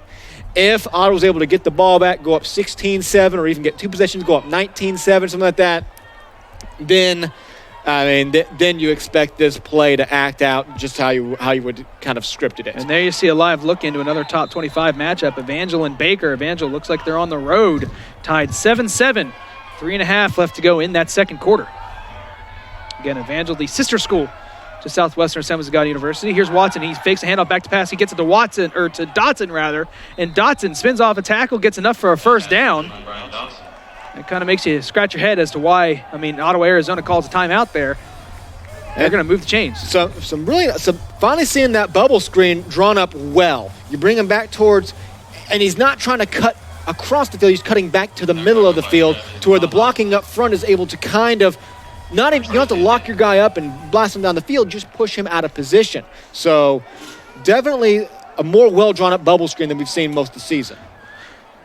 New set of downs here for Watson. Watson takes a snap. He turns around and hands it off. And here's Sanders. Sanders tries to cut it back, and he just kind of spins and pushes his way up for a good 4 yards. And that's what you get with the stocky short running back of Gabe Sanders. I was going to use their second timeout. And that's their second timeout of the half. And Sanders, that's what you get. He kind of got stopped there after maybe a 1 yard gain. You'll see it here. Oh, yeah, he's first hit is within 1 yard of the line of scrimmage and just churning his way for a full 5. The strength of the legs of the 220-pound running back comes in at 5'7". Again, that's a lot of power in a small package for Gabe Sanders. So after the timeout, SAGU will come out with a 2nd and 5. They're going to give him 5 yards on that first down carry. And if SAGU's offense could put together a scoring drive, because in the same vein that you want to avoid Ottawa making this a 2-possession game in the close, you are in the position right now to get that double score. Get that score at the end of the half and the score that starts the second half potentially. The offense has moved the ball throughout the game. They've just been unable to complete any drives once they get inside the 30. So be nice to see a completed drive here to end the first half. Watson fakes a handoff, looking to get it out to Dotson. Dotson brings it in. It's going to be a yard short of the first down, so it's going to bring up 3rd and 1. And Ottawa's going to take that third and final timeout. Ottawa, that's the third and final timeout of the half. And that's actually a really good spot for Dotson. I thought he was at least a full 2 yards short, but both officials are going to mark him just a yard short. And the way the lines have been running, if I'm looking at a 3rd and 1 here where if you can convert it, you can pretty much milk the clock as you try to drive the rest of the way. I don't know why I don't bring out that same package I scored the touchdown on earlier. Bring out Trey August. Yeah. Bring Jalen Moss in the backfield. Trey August. Get this first down and then swap out the package. Yeah, get a first down here because at that point you control the rest of the half. At that point, Ottawa can't stop the clock anymore, and then you're the one looking at burning another 2 minutes to go down and score. Well, I see Trey August on the bench, so I don't think that's going to be an option right now. They're going to bring out the regular offense, but Derek Shelby, Josh Tafogi will be in the backfield with another big pass blocker, H-back Latrell Tibbett. So more traditional heavy package. Essentially 3 fullbacks in the backfield. If you want to call Derek Shelby a fullback, he's built like one, but it's going to be 3rd and 1. Shelby in the backfield. Yeah, I'm wondering if Watson's keeping this. Oh, and that's going to draw a flag, and that answers the question as to what you do here. False start. Offense, number 40, 5-yard penalty, replay, 3rd down. And that hurts bad there on 3rd and 1. Penalty is on Josh Tafogi, and that's what kind of happens when you put in unfamiliar players to the offense. Obviously, Watson was going with the hard count, maybe trying to get the free first down, and as soon as he gave the hard count, Tafogi just went sprinting towards the line, and a big penalty there. Those pre-snap penalties kill you. Yeah, and this one right here turns a very, very makeable 3rd and 1 to a much more difficult 3rd and 6. They're going to turn around and hand it to Shelby, and Shelby has nowhere to go. And he's brought down for a loss of 1. So that's going to bring on the punting unit, and they're going to kick the ball off to Ottawa, Arizona. Fortunately for the Lions, Shelby stayed in bounds. So this clock keeps running. It's going to be under 2 minutes whenever the Spirit get it back.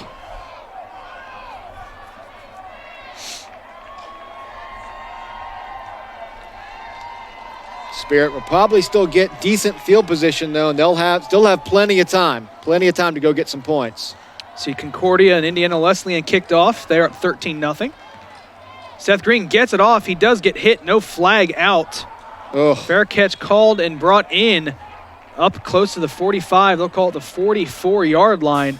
And that's where the Spirit will take over. Great field position here for them to end the half with potentially another score. They are up 9-7. Yeah, another, I mean, you hate saying it again and again. It's another gut check moment for the defense. It's not. No, it's not. They've already proven themselves. They've held one of the best offenses in the NAIA to 9 points in the first half, and 3 of them were free. 3 of them were free points. The defense has completely shown who they are. If they can show it one more time, we've got a ball game heading to the second half. 1st and 10. Here's McCullough. He hands it off to Ewens. Ewens bounces it outside. Tries to truck the defender, but a good tackle there in the open field by Bryce Bailey. And that's going to be 3 yards on 1st down. Clock stays moving, too, so good job by the defense to make sure he doesn't get outside the tackles and get to the sideline. McCullough gets a play from the sideline. He's got 3 to his left. Ewens in the backfield. McCullough takes a snap. He's back to pass. The Lions bring 4. He's going down deep down the sideline. And incomplete. No flag. Some contact, but not enough to draw the penalty from the official. That's going to bring up 3rd down, but it does stop the clock with a minute and a half. Yeah, contact on both ends there, really. And the ball wasn't well enough thrown to really warrant any sort of interference. And they keep targeting Bryce Bailey, but Bailey's done a good job today. He's really given up only one completion on a free play, and even that was tightly covered. Yeah, he was on it. That was just a perfectly placed ball and a perfect catch. Not a whole lot you can do about that. 3rd and 7, minute and a half left to go. McCullough gets hit as he throws. Knocked away by Jeff Lavrin. What a play. That ball looked like it was floating its way to the receiver, but Lavrin comes underneath, knocks it away with that right hand. All these pass defenders have been so good today. The pressure comes on McCullough, makes it a little wobbly coming out, but that's still going to be a catch. Lavrin goes over the top swat. And Lavrin with a nice little Cirque du Soleil to get up there. Little Shawn Michaels kip up there. I'm a big fan of that. 4th down, and it looks like the Spirit will go for it. Interesting decision here. SAGU does have a timeout to call if they want to talk this over, but it looks like they're going to keep that in their pocket. McCullough, and he punts it. Okay, that's a heads-up play. We've seen that. I mean, I've seen that in the NFL a whole lot, but brilliant punt there from the quarterback. Gets it down at the 12-yard line, and that's where the SAGU offense will take over. Honestly, how's the only time SAGU scored so far? Blocking a punt. Why would you put your punt unit back out there? And everyone has been so close. Very well drawn up play because SAGU had every reason to think they could go for it. And plus, you keep the ball out of Jalen Moss's hands. You saw that last time that he has the chance to take it back. The snowy tundra up in Concordia, they find themselves up 14-10, or 14-0 rather. And then Evangel, they did score and go up 14-7. I love snow, but it's about as cold here at the moment as I want to be outside calling a football game. Powell is just going to hand it off to Sanders. Sanders runs up ahead for 3 yards on 1st down, and I think the Lions will be content to take this into the half. Down 9-7, getting the ball. At this point, you let the clock run, hand it off a few more times, maybe hope to break something big, but whatever you do, do not put your punting unit back out on the field. Under a minute to play here in the first half, and it looks like they are going to just wait this clock out. 20 seconds left in the play clock. They can get this game clock just around 20 seconds by the time they snap that, but they're going to snap it early. And Sanders runs up ahead. A gain of 1.5 yards there on 2nd down, but that's probably the last play of the half. Should be. The Spirit cannot stop the clock anymore, and it looks like we're going to see some shifting going on towards the locker rooms. Not quite yet. Looks like they may try to run a third down play. I don't know why you would at this point. There's too little time. You're not going to throw it. Yeah, they're Coach Smith looks like he's going to call a timeout. Oh no, they are going to let it. They're going to let it run out.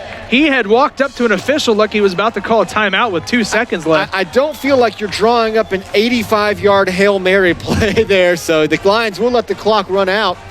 Just trailing 9-7 against the number 16 team in the nation. What an absolute exhibition from this Lions defense and special teams. At least this one special teams play to have them in this game at the moment. They are in this game. They're going to get the ball to start the start the second half. If the offense can complete some drives, we've seen them put together some sustainable drives, unable to complete these drives. If they can complete the drives, they, again, put the little check mark by it. We are on upset alert right now. Ottawa, Arizona, they have got to find a way to make this an impressive win right now. They are in trouble when it comes not just winning the conference, but their playoff scene. We're going to go down live to our sideline reporter, Riker Russell. Riker, Coach Smith has to be thrilled with his first half play by his team. What's he have to say? Adam, Coach Smith, SAGU defense has held a strong, high-power offense to only 9 points. Tell me how proud you are of the Lions today. I'm extremely proud just because, again, we said every week our guys fight, and we're continuing to do that, and we're staying in the battle, and, we're making plays when we need to. Offensively, we just have to string some things together. We're executing from 20 to 20. We just can't put things together consistently and finish drives. But overall, super proud of our defense. You've had some very close games in multiple games. So how are you going to close this game out? We just got to, we got to finish. We got to create a break. We talk about creating breaks. Sometimes I think teams are waiting to catch one. We have to create one. We got to go create about 2 or 3 breaks this half, and then let the chips fall where they may. Thank you so much, Coach. Good luck today. Back to you, Adam. Thank you, Riker. Thank you, Coach Smith. Don't go anywhere. I think we're in store for an exciting second half between the Spirit and the Lions right here on the SAGU Sports Network.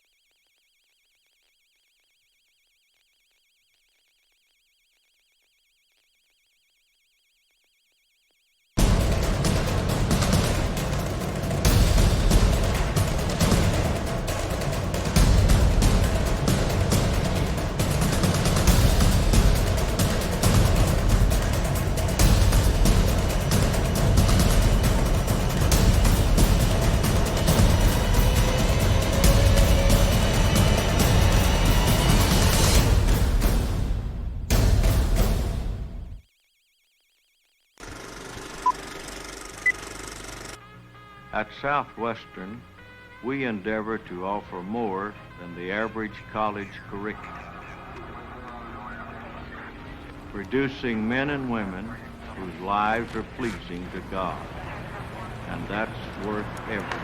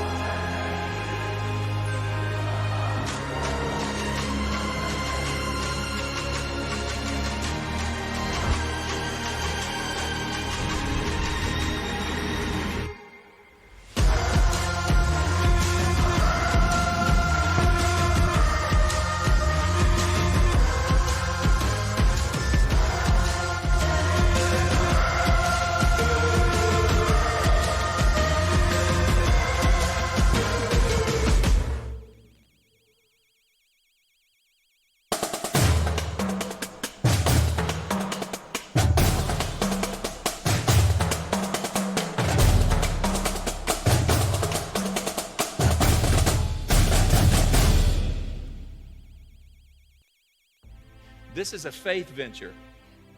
We may yet face challenges, but I want you to know something. Ours is a worthy mission. It's a kingdom mission, and the Pentecostal church needs SAGU. Our Native American churches need SAGU AIC. Let's persevere to victory.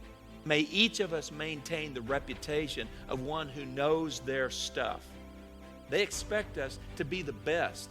May this institution always have that reputation. This institution deserves the best for me and you, because this is God's ministry and He deserves the best. The students that God has entrusted to me and you deserve our best, because we have accepted the responsibility of mentor and discipler. Our churches and parents of students deserve our best, because they've entrusted their children to us as stewards, many at great personal financial sacrifice. If we strive for and achieve excellence, then we will be rewarded with a harvest of students in the days to come. May we never forget that any combination of the most effective leadership traits that does not include spiritual character are temporal and will provide no enduring legacy. That is the one thing that is going to distinguish us and give us the ability to make a difference in the days to come. We desperately need God's presence. They need to see us model a spirit-filled life. Oh God, give us revival, and let it begin with me. Let it begin with you. We each need to pray that prayer. May God grant us the skill to develop a visionary plan that will bear much fruit for the kingdom of God. May we never lose the capacity to envision and believe for a big dream. As population increases, God will most certainly call more men and women to take the gospel around the world. Therefore, spirit-filled Pentecostal institutions are needed now more than ever. School districts, businesses, governmental roles, and all kinds of professions need even more godly men and women to fill positions with excellence as salt and light. And there's no better place to train marketplace ministers than right here. We need to get as many kids in these doors as we possibly can. It's God's will for us to rise up in faith. May your heart for God and personal faith increase. May your influence and favor with students rise to a level you've never experienced. May your families experience health and peace, and may your needs be met. May God miraculously provide for our campus. May God grant us creativity and wisdom and discernment and understanding and favor. Together, if we will work and give God the chance, we're going to see awesome things happen on this campus. Our best days are ahead of us.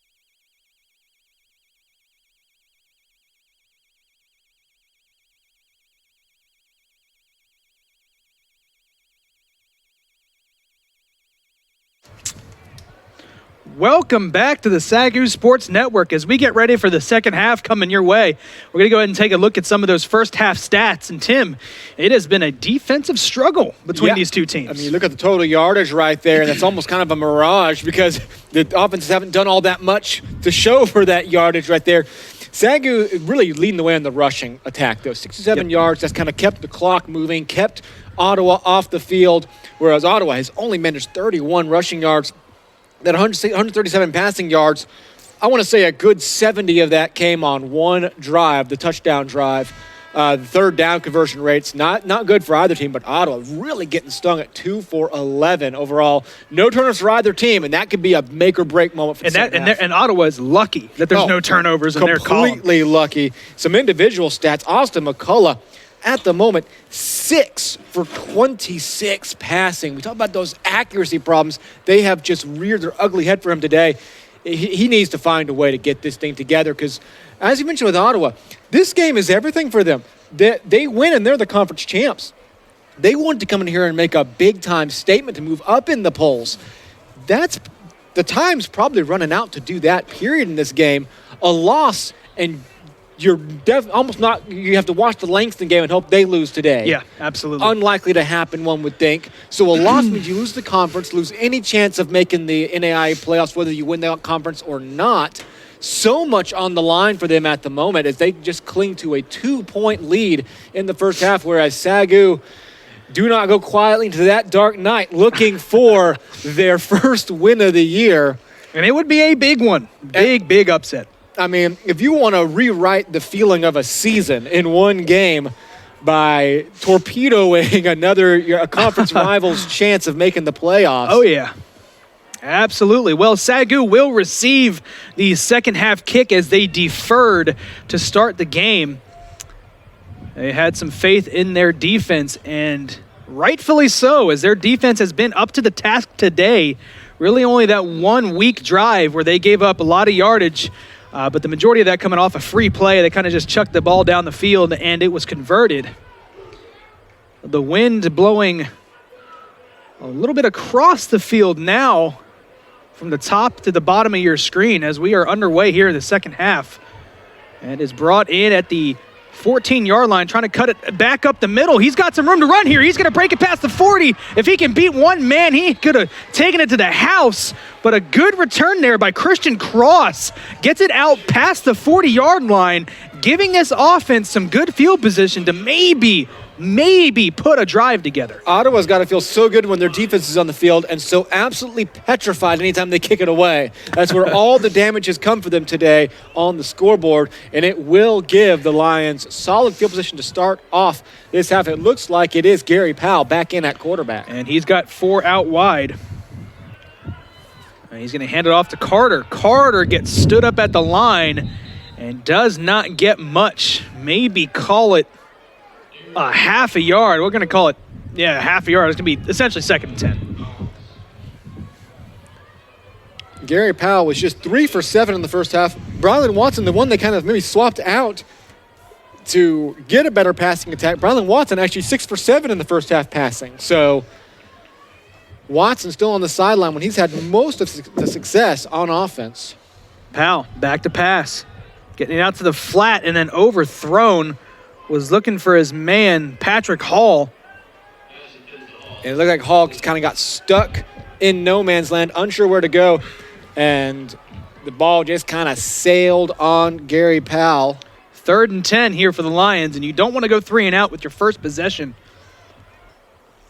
Coming out of the half, down 9-7. Especially not with the field position you started off with. You just cannot keep giving away these gifts that your defense and special teams are giving you. Here's Powell rolling out to his left. He's got to get rid of the ball. He's got pressure coming. The catch not brought in. He drops it out of bounds. They're going to say he caught the ball.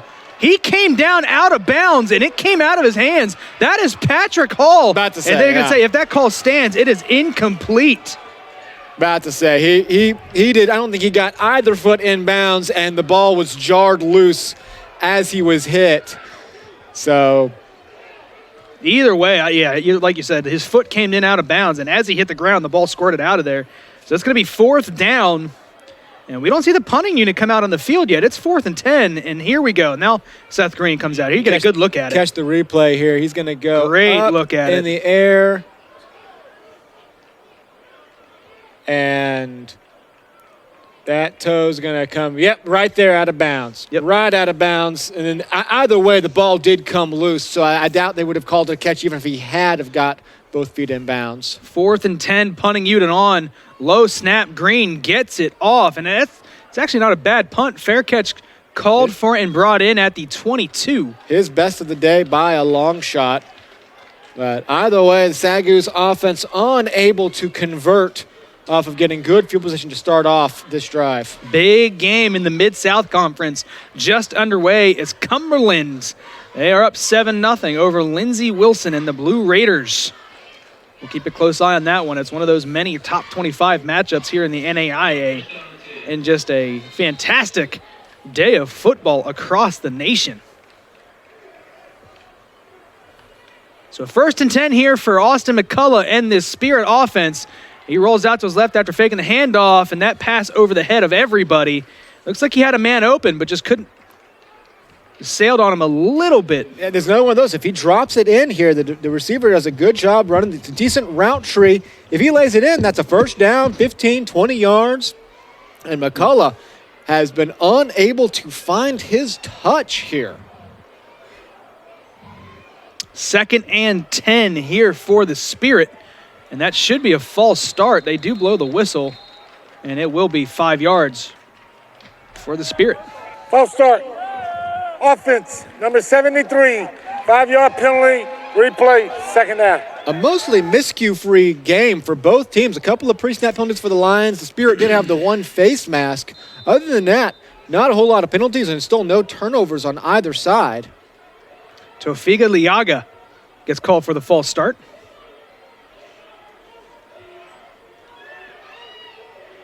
You see the SAGU crowd getting a little bit loud. I think the feeling setting in of what this game could be. McCullough going deep, broken up with the left hand. Bryce Bailey, again, having a very good game, has been stride for stride with these Spirit receivers all game today. Yeah, anytime McCullough does lay in a good pass, the SAGU defenders have just been there to on the money, completely swatting passes away, pure passes defended. Brings up a 3rd and long. 3rd and 15, and this is where both offenses have been bad today on 3rd down situations, but 3rd and 15 definitely does not make it easier. Here's McCullough back to pass, facing pressure, incomplete across the middle. That's going to bring up 4th down. Ball will go right back to the Lions offense. Just a little too high, able to get a hand on it. Another 3 and out from this stout SAGU defense. Tim, we were talking at halftime. Is this a case of good SAGU defense or maybe some bad Ottawa offense? I mean, you want to say good SAGU defense because you're playing an offense that's so good, and there's been some clearly errant passes, but a lot of these have been on the money, and they've just been there, and they've brought pressure. They've just played consistent football the whole game. They get the punt off, and it's a high one. Fair catch called for and brought in at the 47-yard line. So SAGU's offense will have good field position here, as they're actually going to spot at the 48. Another good field position possession here for the Lions offense. We got to see if they can take advantage of this. I mean, at this point, you've got to on one of these next few drives because it just almost feels like there's a little bit of a time clock ticking until the next Ottawa breakthrough. You don't feel like you're going to hold them to 9. There's going to be another big play. You've got to go get some points here. You only got 52 yards from the end zone. Go get them. Powell hands it off. Here's Sanders. Sanders running hard. He picks up 5 yards on 1st down, and that's what we've seen him consistently do. Looks like he kind of ran into his own man. He wasn't getting enough of a block downfield. If he's able to, actually he does hit an Ottawa player. It looked like he had the momentum maybe to break it for bigger, but it is going to be a gain of, call it 5, right at 5 yards. 2nd and 5 in Ottawa territory is this Lions offense. Sends a man in motion. Here's Powell. Takes the snap. He's going to turn around and hand it off to Sanders again. This time Sanders spins off a tackle and gets a couple more yards, maybe 3 on that carry, bringing up 3rd and 3. That might be the game plan right here. Just pound it up the middle, see if you can pick up a few first downs. Sanders remains in the backfield behind Powell. Powell takes a snap, quick snap, hands it off to Sanders. Sanders up the middle, keeps the legs moving for a first down, and that is going to move the chains for the Lions. And that's just a good carry there by the young running back. Nice push up front. Powell just follows. Sanders just follows his men straight up the field, gets that momentum, pushes his way forward for the first down. A little bit of a sigh of relief to get that first down, just to kind of grind out 3 straight runs for a first down. Absolutely. Keeps the clock moving, and then if you have to punt in this situation, you can pin him inside that 10-yard line. But SAGU's got their eyes on 7. Here's Sanders. Carries it on first down. Another good carry for Gabe Sanders as he drags a couple of defenders for 7 yards on first down. It's all about that momentum, and I like these quick snaps for him. He needs to be moving when he gets the ball. You don't need to be handing him with his feet flat on the ground in a shotgun or a pistol formation. Have him moving forward towards the line of scrimmage as he gets the ball, because that's what his weapon is. His weapon is momentum. Second, and call it a long 3 here. They're going to call it 2nd and 4 on the field. Here's Powell. Powell takes a snap, fakes the handoff. He's back to pass, looking across the middle.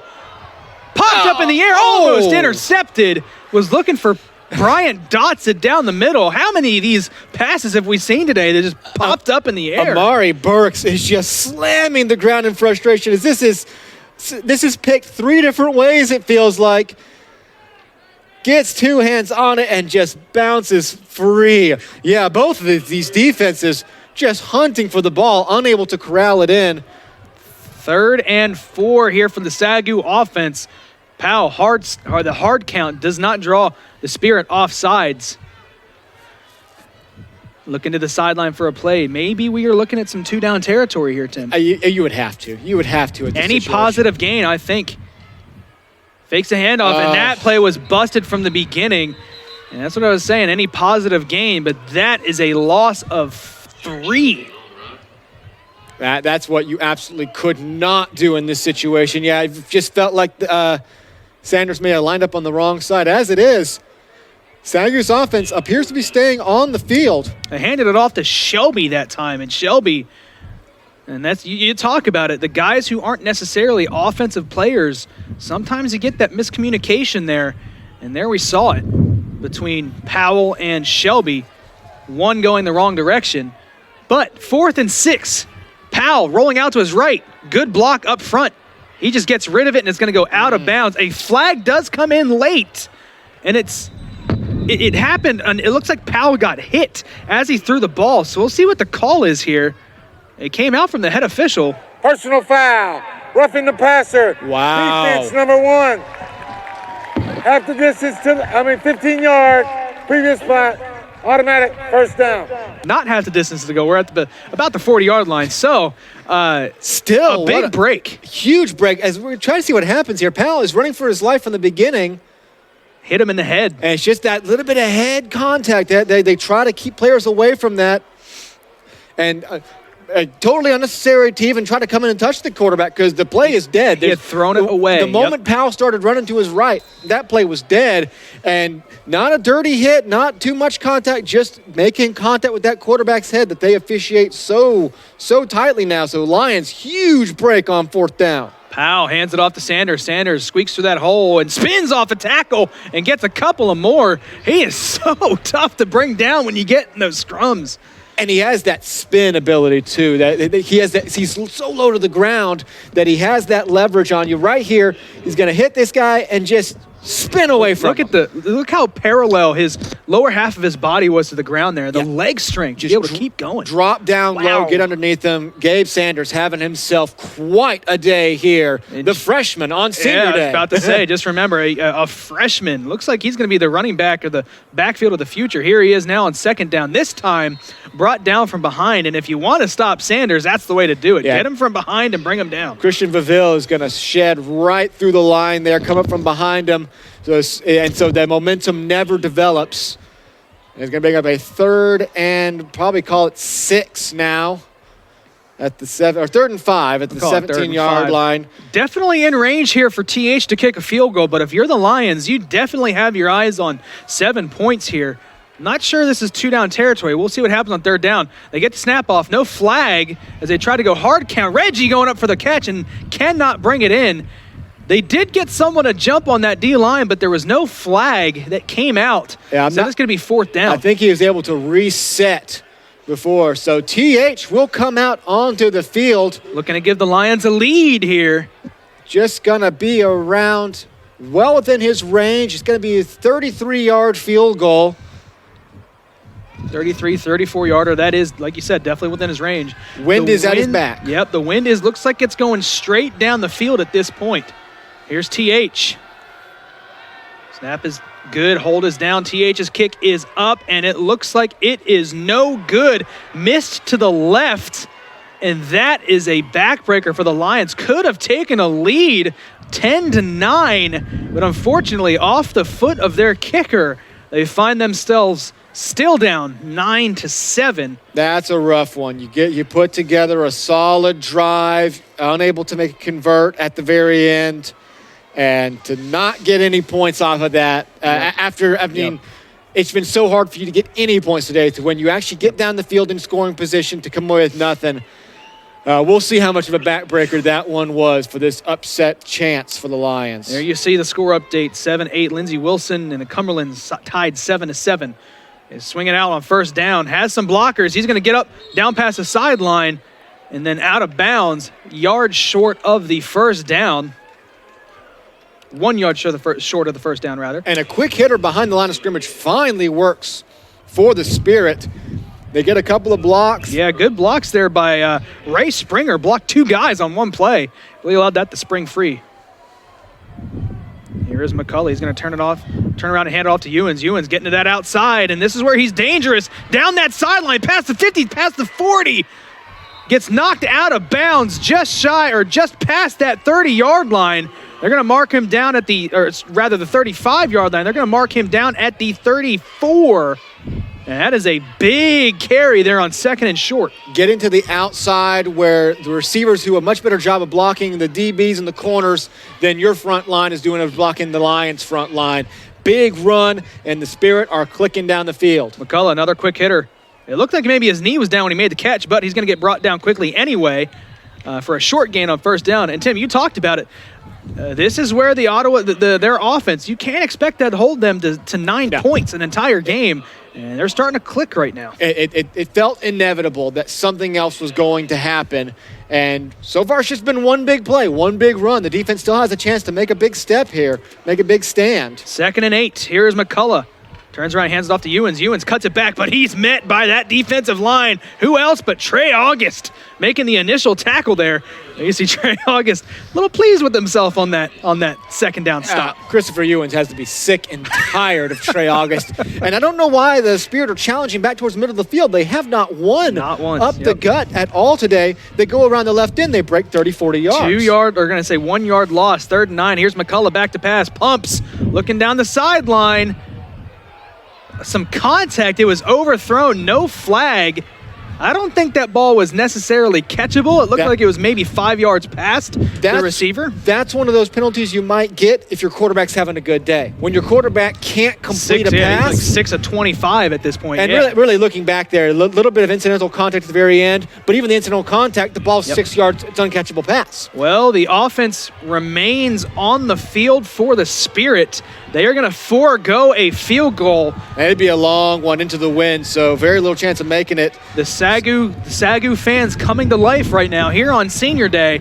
4th and 9 from the 33, 7:20 left to go. This will be a big stop for the SAGU defense if they can hold them. McCullough back to pass, looking for a man, and it hits him in the back. He wasn't ready for it. He was open. If he had turned around, he catches that and runs for a little bit further past that 1st down. I think he had some room to run. That's Keandre Brooks, and if he turns around, that's a catch. That was a well-drawn-up play. Big stop for this Lions defense, and that's going to give the ball back to their offense, still down 9-7. Just can't say enough about this defense. They just keep holding on and keeping this offense in the game. It looks like Gary Powell comes back out again. I'll have to say it. I'd have Brylan Watson out there right now. Powell has looked. I didn't see a good Gary Powell pass these last 3 drives. He's not had success in the passing game. You got to think. And again, busted another play. busted play, and a he turned it fumble, over. and that's going to be recovered by the Spirit.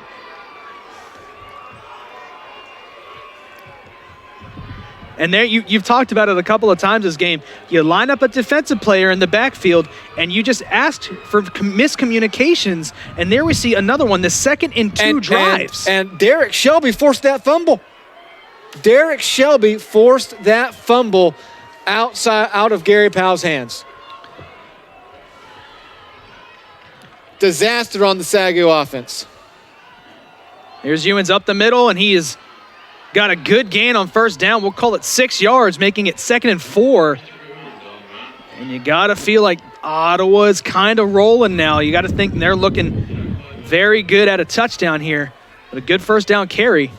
And yet again, setting up inside SAGU territory. Last time the Lions defense faced this, they held them to a field goal. It would be such a sign of greatness if they held them to another.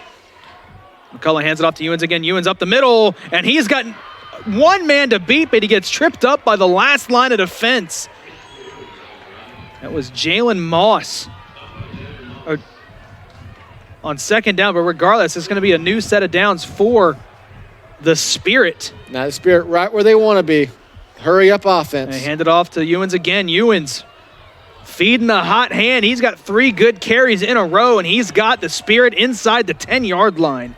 And that's what we saw early on in the game. He has that ability, has not been able to flash it since then, but now they're starting to gash up the middle. And hand it to Ewens again. Ewens lowers the shoulder into the end zone for a touchdown. And that is going to put Ottawa of Arizona up 15-7, barring an extra point. And that takes the air right out of this Lions team. Yeah, that is a backbreaker. To have your defense make stand after stand after stand, and then just to drop them on an island like that, 34 yards from the end zone, you can't ask any more of them. You cannot possibly ask them to do this all day long. And if this extra point is up and good, you'll be down by 2 scores, and that almost feels insurmountable. You've already seen them miss 1 extra point today. And it is up, and it is good, making it 16-7. I say miss an extra point. There was a bobbled snap yeah. and the kicker tried to run for it and was stopped. But regardless, it's 16-7, 9-point lead here for the Spirit. Just an off-tackle run right there, and something that has not been working for the Spirit all day. They finally got working on that drive. Just handoff after handoff after handoff to Christopher Ewens, and puts him up 16-7, 16 unanswered now for the Spirit in this game. And there is Evangeline Baker tied up at 14 all in the 3rd quarter. Again, that's another top 25 matchup, 15-17.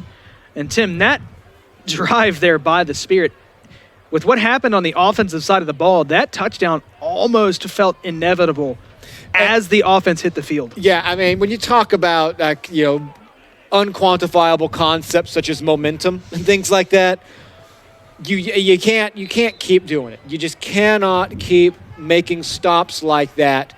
And that one right there, yet again, putting your defense in a terrible situation after they make such a big stop, and after the offense had such a nice drive that ended in no points. It just felt like that there was nothing more you could do. So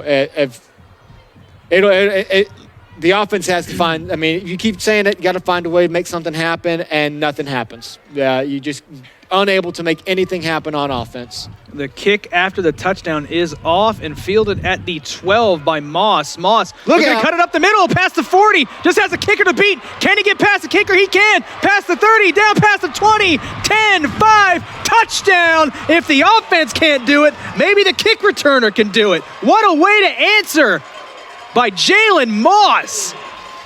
I mean, if you're Ottawa, just kick it out of bounds. The only way these Lions can score on you is when they're on special teams. Jalen Moss puts the burners on, sees the hole, and there's just no one going to stop him at that point. Jalen Moss goes 85 yards, and just like that, the Lions are back in the game when it felt like the nails in the coffin were starting to get pulled out. That touchdown by the Spirit did feel like you said, a nail in the coffin, but Jalen Moss taking matters into his own hands, taking the kickoff back for a touchdown. Now TH on for the extra point to put this score back within 2.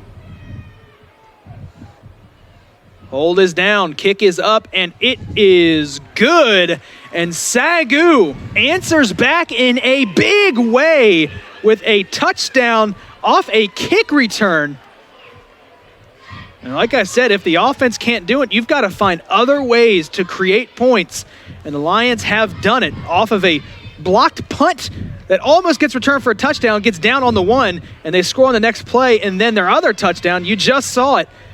An 85-yard kickoff return for a touchdown. Jalen Moss with both your touchdowns today now. Absolutely. He had the rushing touchdown in from the 1, Direct and he snap. takes this one 85 yards back.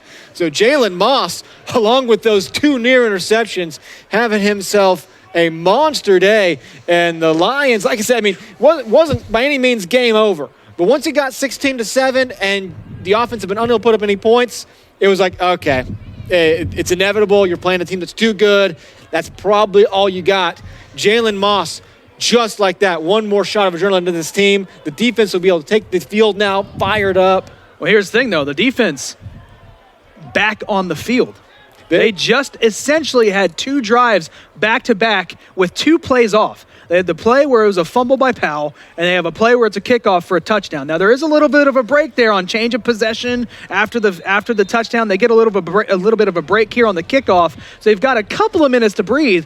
But, Tim, their defense has been on the field a lot. They might be a little bit gassed, but I'm going to say that they're going to be a lot less gassed after that touchdown than if they had had another 25, 30-yard drive that ended in no points. There's oxygen for your lungs, and then there's oxygen for your soul. A little adrenaline. That was some oxygen for your football soul right there. Oh, he's out of the end he zone. almost took a knee. That would have been brutal for Ottawa, but he's going to bring it out past the 25, down at the 26. That was almost a very big mistake. Late flags come in here.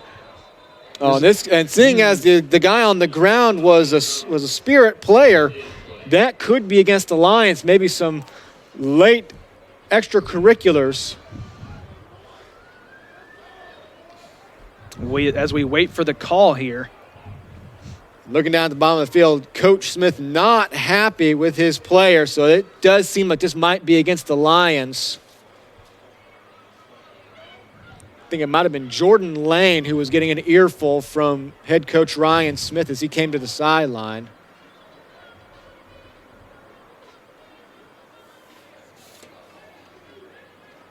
So SAGU's points have come off a blocked punt and a kickoff return. How do you put those plays into your offense? Is there a way to put a guy 30 yards deep, snap the ball to him, and set up in kickoff return formation? I think he can do it, but I don't think I would. Dead ball. Sportsmanlike conduct on the kicking team, number 24. Yep. 15 yards added to the end of the kick.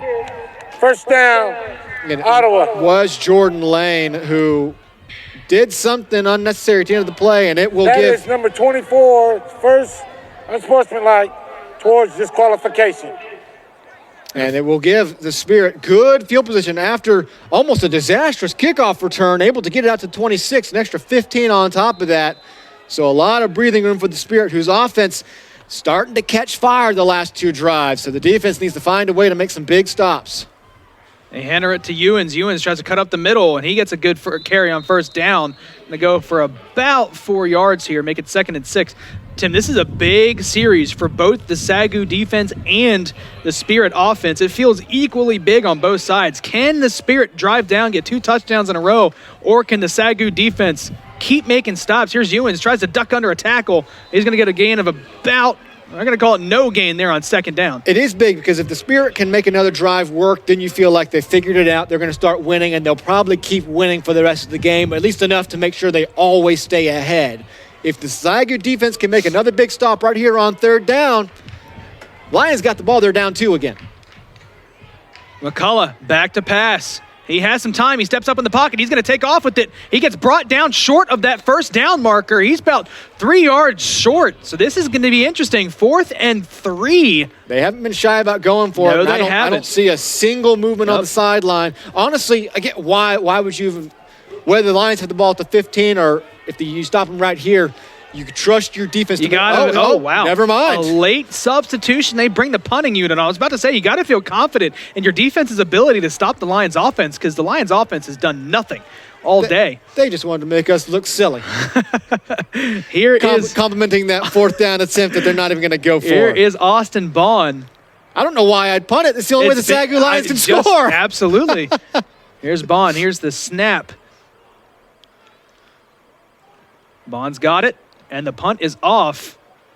He goes down, and a flag does come out. I thought he was blocked into the kicker. This will be a first down, though, if they decide to let it stand.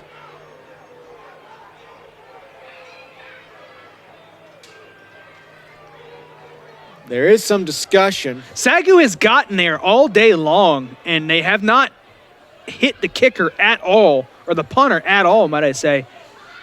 And they are going to enforce this. You'll get a good look Running at it to here. the kicker. Defense, number 99. 5-yard penalty. That's going to result in a first down. I do not agree with that call at all. The right foot of the punter comes down on top of the back of Keandre Belcher, and they're going to call that running into the kicker. Yeah, The Spirit catch an absolute break here on 4th down. That's one in a game this tight and that kind of situation that you should just hang on to your flag more than likely. You see the kicker go down. You want to protect these guys. SAGU has been bringing the pressure, so you're watching it very closely. But there wasn't an ounce of contact made outside of the kicker bringing his own leg down on top of a guy. You do kind of protect the guy's legs there, but you're protecting the plant leg, not the leg that's coming back down on top of a guy. McCullough back to pass. He gets a slant across the middle. He's brought down after a first down. Right at the marker, they are going to move it. Say he got enough for the first down. And this kind of has the feeling again of almost an inevitable score here for the Spirit. The Lions defense has got to step up. This is some serious adversity now for the Lions defense to get that 3 and out, get that big stop, and then to put right. I mean, like you said, they've been stuck on the field for a long time now with a lot of quick drives. Ewens throws a mean stiff arm off the reception out of the backfield. And that's another first down, and the Spirit offense now moving. The clock hasn't stopped on either of the last 2 first downs, so there's been a good 20 seconds burned off the clock that shouldn't have been. Turns around and hands it off to Ewens. Ewens up the middle. He's brought down quickly after a gain of 1. Not quite at the point of the game yet where that would matter, but the refs didn't catch it either time, but the stadium clock here kept moving after both first downs when it should have been stopped to reset the ball, so at least 15 seconds disappeared that shouldn't have. As it is 2nd and 9, SAGU's defense backs against the wall. Big gut check time. Under 2 minutes to play here in the third quarter. 3 out wide to the left for McCullough. 2nd and 9. He's got Brooks in the backfield with him. Turns around and hands it off to Brooks. Brooks cuts it right up through the hole. Bounces off a tackle inside the 10. Brought down at the 5-yard line. And that is a good carry by Keandre Brooks on 2nd down. Totally different look with him running Ewens all game long, and you're not going to bring a guy down by just doing that. Throwing a shoulder into his shoulder, you got to know that Brooks sitting there at 230, that's not going to take him down. 1st and goal from the 5. They hand it to Ewens. Ewens cuts it back. He's brought down at the 2-yard line.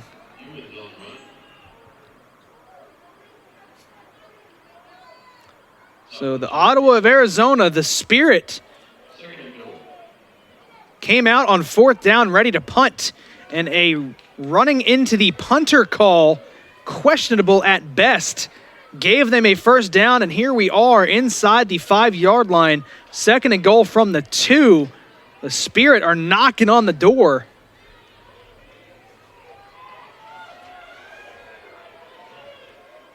Here's McCullough. He hands it off to Ewens. Ewens trying to get it to the outside, stretches the ball out, and he crosses the plane for a touchdown. And the Spirit go up 22-14 again, now up 8. And barring an extra point, making it a 2-possession game. And that was all Ewens fighting for it. The Lions really had kind of sniffed it out to the corner, did a good job of staying on him. So after the big kickoff return for a touchdown to bring the Lions back within 2, the Spirit again drive down the field. Again, very aided by a questionable 4th down call. And they go back up by 2 scores again. 23-14 now with 30 seconds left to play in the third quarter. And there's that nail again, Tim. We thought the nail had come out of the coffin, but Ottawa, the Spirit, they put it right back in. And again, a drive completely aided by penalties. You had the 15-yard penalty on the kickoff that gave the Spirit the ball at the 41-yard line to begin with, which totally away from the ball after the play, unnecessary stuff, and then getting that little ticky-tack running into the kicker call. And you had him to a 3-and-out. Yeah. You had him to a 3-and-out. Had him a 3-and-out at that point. And one of those times, running into the kicker is always such a weird call because if it happens at 4th and 6, you decline it, most of the time. But since it happens at 4th and 3, it's a game changer.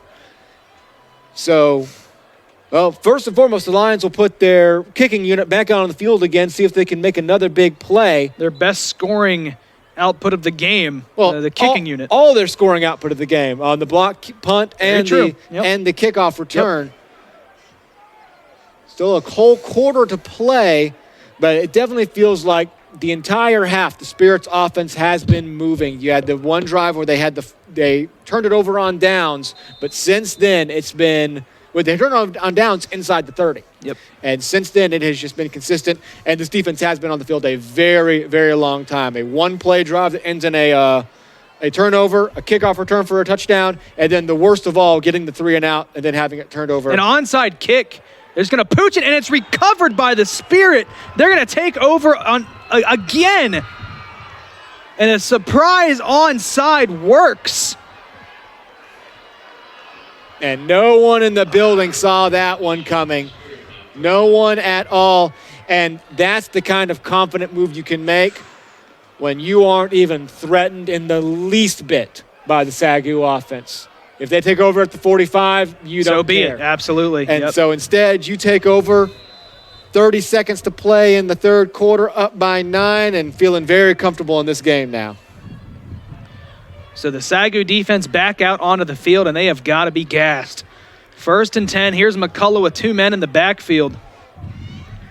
Brooks, the primary running back, he's going to get the call here, and he's brought down after a gain of 1.5 on first. And as you just said, the SAGU's defense has essentially been on the field for probably 8 consecutive minutes of game time. 8 to 9, absolutely. 8 to 9 minutes of game time. Yep. Not just playing time, game time that they have been on the field. Look, they're not even going in their stances yet. They are staying completely vertical, and the Spirit are going to let this quarter expire, it seems, as they are on the doorstep of probably putting it away for good. If you do go into the fourth quarter. That's the end of the third quarter. SAGU still hanging around, but the Spirit looking for the knockout blow here.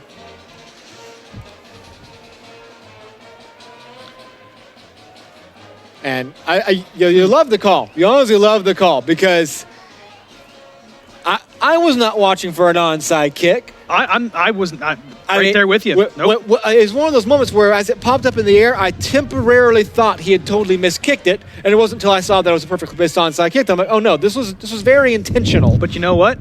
It makes all the sense in the world. Oh, it absolutely does, because you now have the ball. At the very least, you're about to burn another 1.5 minutes, 2 minutes off the clock, and then pin the Lions inside their 10. At the most, you're going to score again and probably put the game officially away.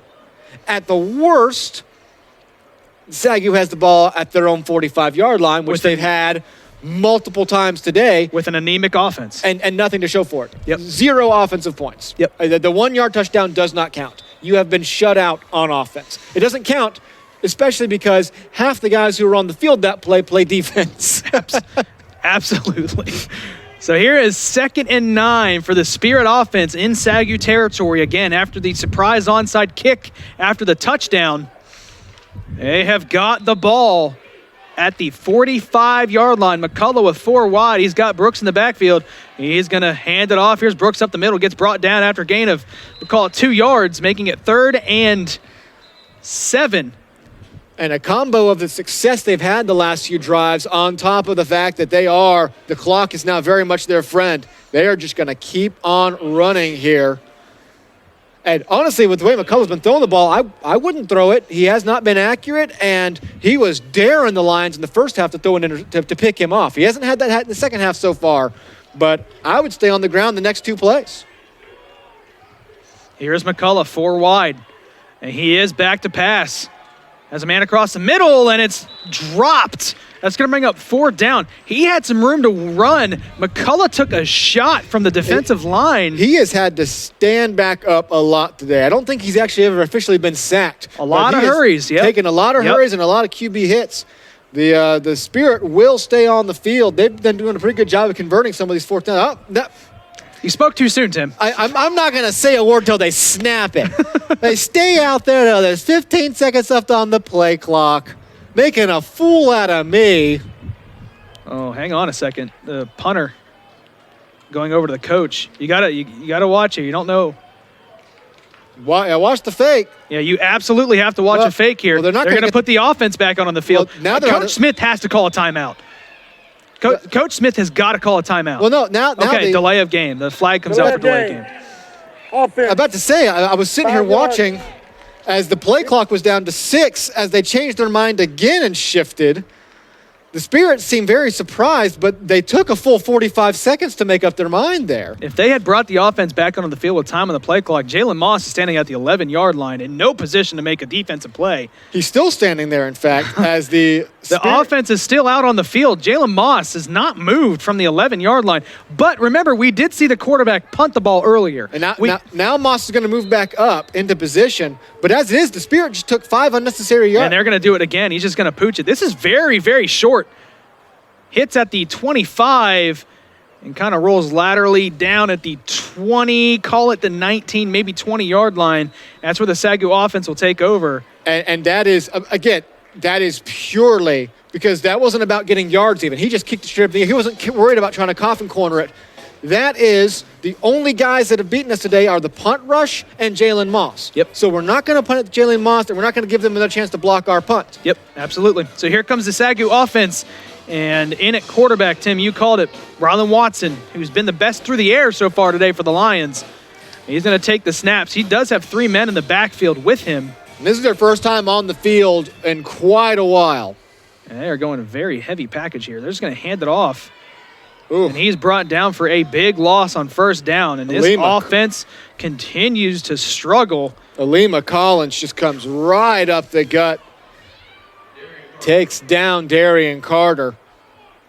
And losing yardage on 1st down when you've struggled this much already, that's tough. 2nd and 12. That's a fortunate 2-yard loss. It looked like maybe he got dropped for 4. Watson hands it off to Shelby. Shelby gets nowhere, maybe a gain of 2. And that Derek Shelby, we saw it early on in the year have some success. It's had none today. It has had absolutely no success today. The only guy who's really had any success moving the ball has been Gabe Sanders. He's on the sideline. He's on the sideline right now. As Shelby, has not been able to find that room to work in this game, and it brings up a 3rd and 10. You talk about your defense being tired, but one of your key defensive players is playing offense as well. You got to wonder why he's doing that, or why do you got him in there running back? 3rd and 10 here for the Lions. Watson back to pass, pumps. He's rolling out to his right. He's got to get rid of the ball. Watson is going to get taken down for a sack. He's going to lose 2 yards, so it's really a minimal loss. But there was just nobody open down the field. Yeah, just kept scanning, and then, probably should have tried to throw it away, but he right here he's trying to find, but at that point it's too late. Really no chance to get rid of the ball. So SAGU's offense loses 2, gains 2, loses 2. And it'll be punting it away again as we tick towards 12 minutes remaining.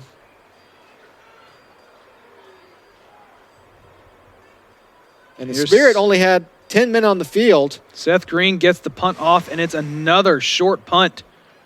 Oh, and there's 15 more. No, absolutely not. It was the Spirit player pushed into the returner. There is a scrum for the ball here. SAGU says they have it. Oh, they do. And they do. Not a penalty because the Spirit player who came on the field late was trying to block a SAGU punt defender and was pushed into the return man. There is a conference here. They can overturn this. It can't be reviewed. Well, nothing can be reviewed really at this level, but they're going to talk about it. You'll see here, it's not a SAGU player hitting him. It's his own man. Yeah. And now the question is, does the Spirit ever touch it? That's really what's up, you guys. There's nothing SAGU did wrong there. The real question is, did the Spirit ever actually... Now, through all this, now, if it touched a Lion first, then the ball's dead. Absolutely, the moment it touches a Lion, the Spirit can do whatever they want with it. They can fumble it. They can take it to the one, fumble it. It doesn't matter. The ball is dead the moment he touches it. So the refs are trying to figure that out because I don't know... Legal touching. Recovered. Illegal touching. Ottawa's ball, first down. Well, there's no illegal touching. It's not illegal because there's no flag. I'm not sure what the call is supposed to be there because illegal touching is only on an onside kick. So there's no illegal touching. It's just touched by the Lions, and so it's down at that. I assume that's what he maybe is trying to say, is that it was touched. The Lions were actually the first person to touch the ball, and therefore... It can't be recovered by the Lions. That's what they're trying to say. It's just the wrong terminology for that one. Cut back up by Ewens. Ewens gets a good carry on first down. So that's why we're here, folks. At the end of the day, whisperers. At the end of the day, it's going to be tremendous field position here for the Spirit. Again, it seems like they've had the ball on the SAGU side of the field for the entire second half. There's a Lion down after that play. And it looks like it's Landon Jones. Oh, that would be just awful. Yep, Landon Jones down on the field. We mentioned earlier Landon Jones selected to play in the NAIA Senior Bowl. I know. I mean, you never want to see injuries. In the last game, though, none of these other guys are playing a game except for Landon Jones, who was so excited about that opportunity. You absolutely hate to see him down on the field right now. See a score update between Grandview and Clark, 39-6 in the Heart of America Athletic Conference. So it looks like the number 4 team in the nation is cruising to a victory over the Clark Pride. Again, in top 25 football, that Heart of America Athletic Conference. And Landon Jones still down on the field, has not necessarily moved other than moving from his face to his back. Sitting up now, which is a good sign. We have another one, 7 versus 8, big matchup in the top 25 in the Mid-South Conference. Lindsey Wilson leading Cumberland's 21-14 about halfway through the second quarter. And Landon Jones, good news, is up and coming off the field with the aid of a trainer and a teammate, so not on his own power. You just got to really hope he's okay so that he is still able to recoup. Like I said, of every single guy in a purple helmet today, there's only one who still has football to play this year. Landon Jones getting that immense honor of playing essentially in what amounts to the NAIA All-Star game to some extent. A chance to show off his talents one more time with scouts and everyone there. So you definitely hope what's happened to him is not anything that will keep him off the field through December, because I believe that game is December 13th, if I'm not incorrect. And you see Evangeline Baker, 21-14 Baker lead over Evangel as they enter the fourth quarter of play. Evangel in the white, Baker in the home darks. 2nd and 6 now for the Spirit, looking for the put away here, looking for the game clincher. McCullough back to pass, he pumps. The ball was thrown behind the intended receiver there. Incomplete, was looking for Richard Montello, who's got a couple grabs this game. But still, McCullough just looks inaccurate, has not had a good day throwing the ball. If you're the Spirit, who now, you've got control of this game. It's not won yet, but you like the way it's looking. You've got to be telling yourself, if we show up like this next week, we're not going to beat another top 20 team like this. And a flag comes in. False start. Yep. Offense number 59. 5-yard penalty. Replay third down. So move it back 5 to make it 3rd and 11 here for the Spirit. Holding on to a 9-point lead, 23-14, with 11:24 left to play in the game here in the fourth quarter. Still plenty of time left. The SAGU's defense can make another stop and get another big break here. There's still time left for the Lions. There's McCullough, back to pass, dumps it out into the flat. He finds Ewens. Ewens cuts back, gets brought down short of the first down marker. That's going to bring up 4th down. It's going to be enough that they're going to go and hurry to the line and go for it here, or at least show going for it. We've seen a couple of last-second shifts, and we've seen some pooch kicks from McCullough. They slow down, however. And why not go for it? Either you're going to convert, keep time running off the clock, or SAGU's offense is going to take the field. And again, that offense has done nothing today. Here's 4th and 4. McCullough in the pistol. He's going to fake the handoff. He's back to pass. Go deep down the middle.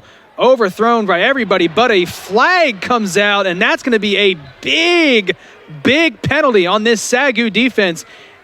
And Bryce Bailey hobbling off the field, grabbing at his hamstring. And that is not a good sign. He can... Pass interference. Defense, number 9. 15 yards, automatic, first down. And he can't put any weight on that And I right think leg. that's why the pass interference happened, because he was in lockstep with him, and it looks like the cramping up is actually what made him slow down to where the little bit of a hand he had on him made him all of a sudden put essentially like, throwing a parachute at the back of something, and it brought him to a screeching halt, which kind of helped. He was not pulling the receiver. It was as though he pulled up lame and kind of brought him back. Yep. The Lions were asking for it to be uncatchable, and like most of McCullough's passes today, it probably was, but a little bit too much contact, and now the Spirit are inside the 10. Pass completed. And Ottawa, again, knocking on the door. And if they score, it'll be the 3rd time this game that they have scored starting inside the Lions' field position. Pretty deep as well. Facing pressure, he just gets rid of the ball. That should be intentional grounding. I don't think he got outside of the box. And they're not even talking about it. The quarterback was outside the pocket, and the ball went past the line of scrimmage. Second down. I'm not sure he was outside the pocket. He took maybe 2 steps before he got rid of the ball. He's got a pretty small pocket if that's the case. Wow. Because he took around 2 steps and was wrapped up when he threw that ball, and there was not a single receiver in the vicinity. 2nd and 7, 2nd and goal from the 7-yard line, I should say. Here is McCullough. He turns around and hands it off to Ewens. Ewens gets brought down. It's going to be 3rd down from the 6.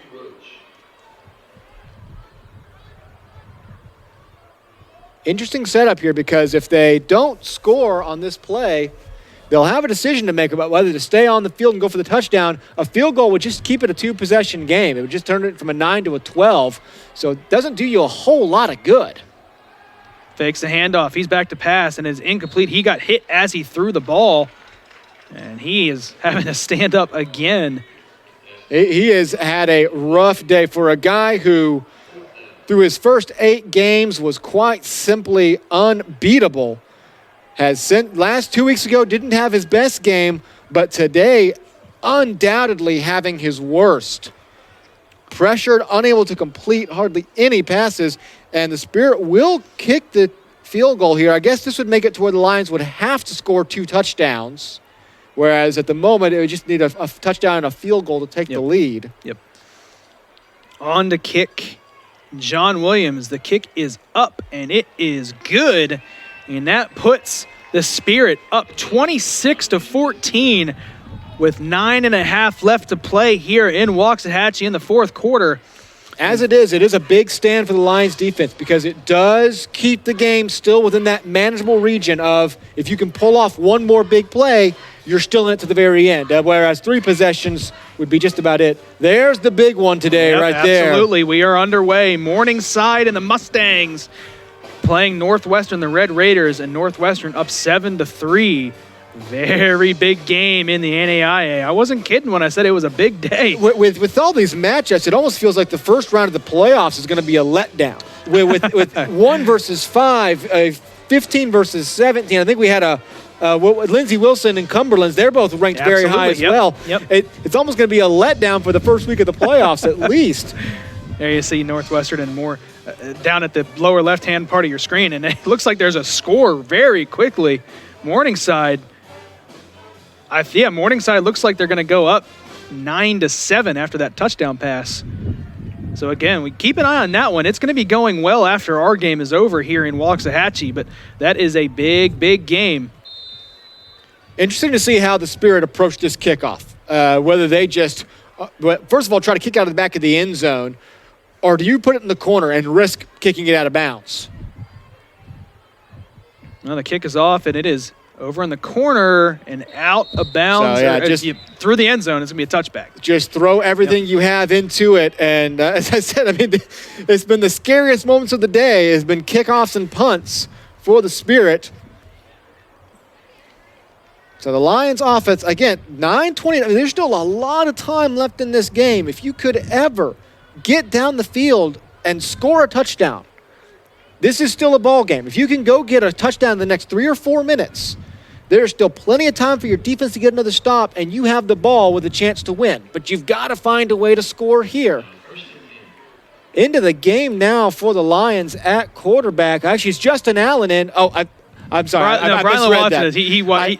Allen lines up in the backfield. Yeah. I missed Watson step onto the field, and I saw Justin Allen, and I thought we were about to run the Wildcat again, which we have not seen them run today. Snaps, yeah. And now it does appear that Watson checks out after that play. So it looks like it's going to be a direct snap to Justin Allen. It's not necessarily a Wildcat. Well, Justin Allen actually comes up hobbling, so now Gary Powell is going to enter the game in at quarterback. It certainly looked like that's what was being drawn up. Yep. And because Allen was a little banged up after the play, instead Powell steps in a pinch. Powell is just going to hand it off to Sanders. Sanders up the middle, keeping those feet moving, and falls forward for a first down. And that's been their best offensive player so far today is Gabe Sanders, the freshman running back. He has shown a lot.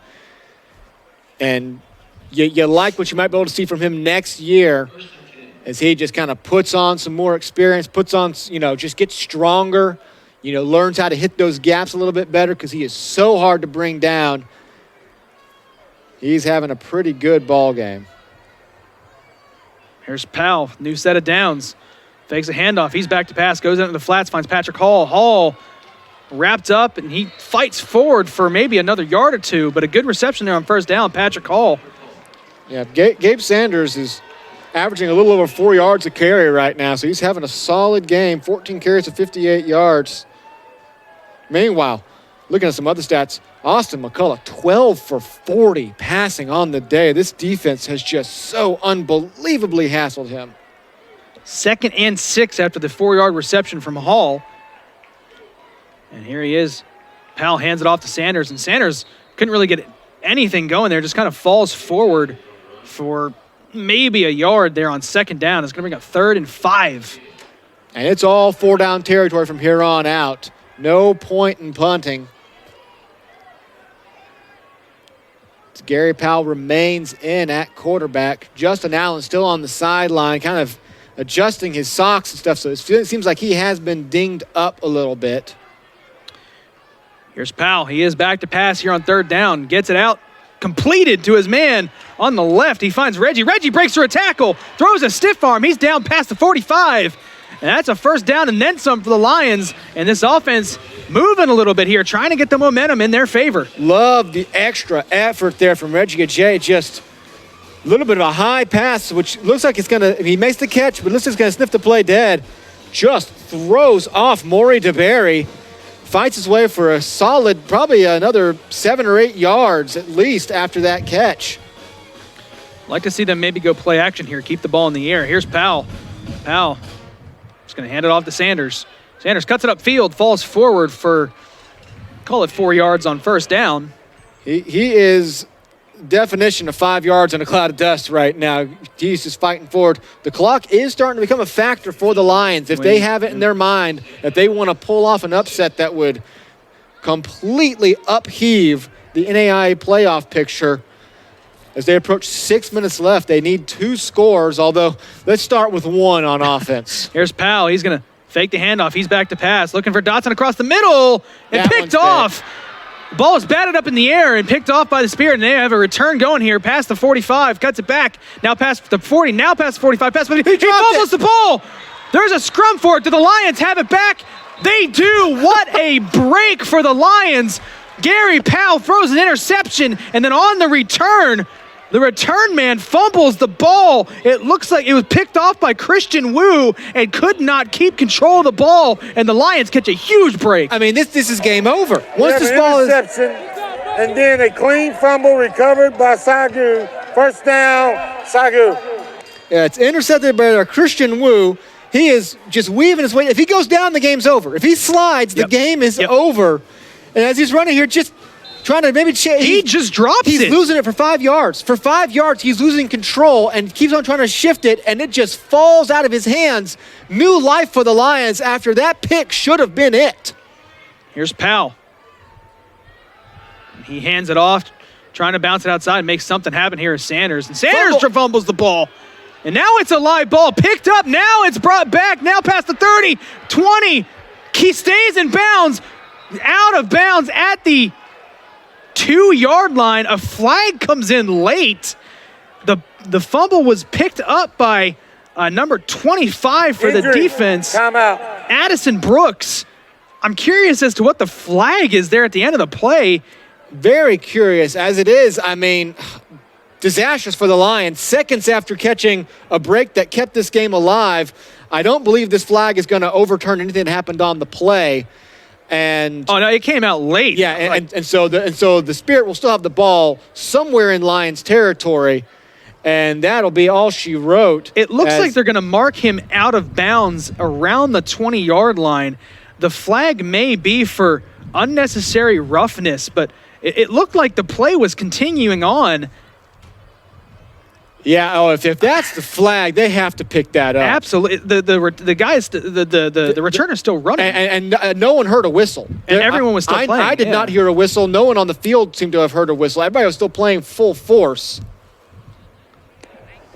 After the fumble recovered by Ottawa, we got a personal foul, late hit out of bounds, number 3. That's going to be half the distance to the goal. First down. I hate that. That is on the refs. That is a terrible call. The refs did not control that play. There was no obvious whistle. Everyone was playing. Justin Allen completely thought the play was still going. That's you got to be smarter than Everyone that. thought the play was still good. The guy's running. He's making a move for the end zone. How are you not going to try to make a play on the ball? That is terrible. I don't even know if he was out of bounds. It was so tight. It doesn't make too big of a difference in the grand scheme of this game as far as the result is. That fumble pretty much sealed it. But that needs to be thought over. And that's not the only questionable officiating call that we've seen today. There's been some dicey ones. That one right there is, you know exactly what's happening in that situation. And you see that happen from time to time where guys late in a play that still seems to be going lay a hit. And usually if it's not on a quarterback, it's fine. It's on a giant defensive lineman. If he's not out of bounds at the 20-yard line, that is a legit play. It's a clean hit. He's in bounds. He gets pushed out of bounds at the 2-yard line, trying to make a play on a guy reaching for the end zone. But then they march it back to say he's out of bounds just about the 20-yard line. And there was no clear and obvious whistle. A whistle wasn't blown. The play was still going. People are running down the field. All in all, that is a terrible, terrible call by the officiating crew. Yeah. Complete lack of awareness of the situation. As I said, doesn't really impact the game. The moment Gabe Sanders put that ball on the ground, it was over. You do catch a replay here, and he's just and that's just fighting for yards. So he's fighting. That's what he's done all game long, is fight for yards. You're getting a good look at it here. 29 picks up the ball. It was Maverick Bradford. So they're going to say he stepped out of bounds there. Play is continuing. No whistles. That is clean. Here's my question. Why is the ref still running with the play if the play's dead? The ref only runs with the play if the play's alive. That is an absolutely horrific call by the officials. Horrific. This whole time we've had a Lion down in the field, and I do believe, he's up and now. And it is Gabe Sanders who was hurt up after that play. Wow. But as I said, that play pretty much ends the upset bit for the Lions, and if it needed any more emphasis, you get the heinous call at the end. I don't call many calls heinous, but that one, again, penalizing a guy for playing hard football when you gave him every indication that the play was still going on. That one's rough. I mean, 18-yard line, 9-yard line, not a huge difference. Here's McCullough back to pass. He swings out in the flat to Ewens. Ewens falls down after the reception. It's going to be second and goal at the 5-yard line with coming up on 5 minutes left to play. Ottawa, Arizona up 26-14, 12-point lead for the Spirit. We are now under 5.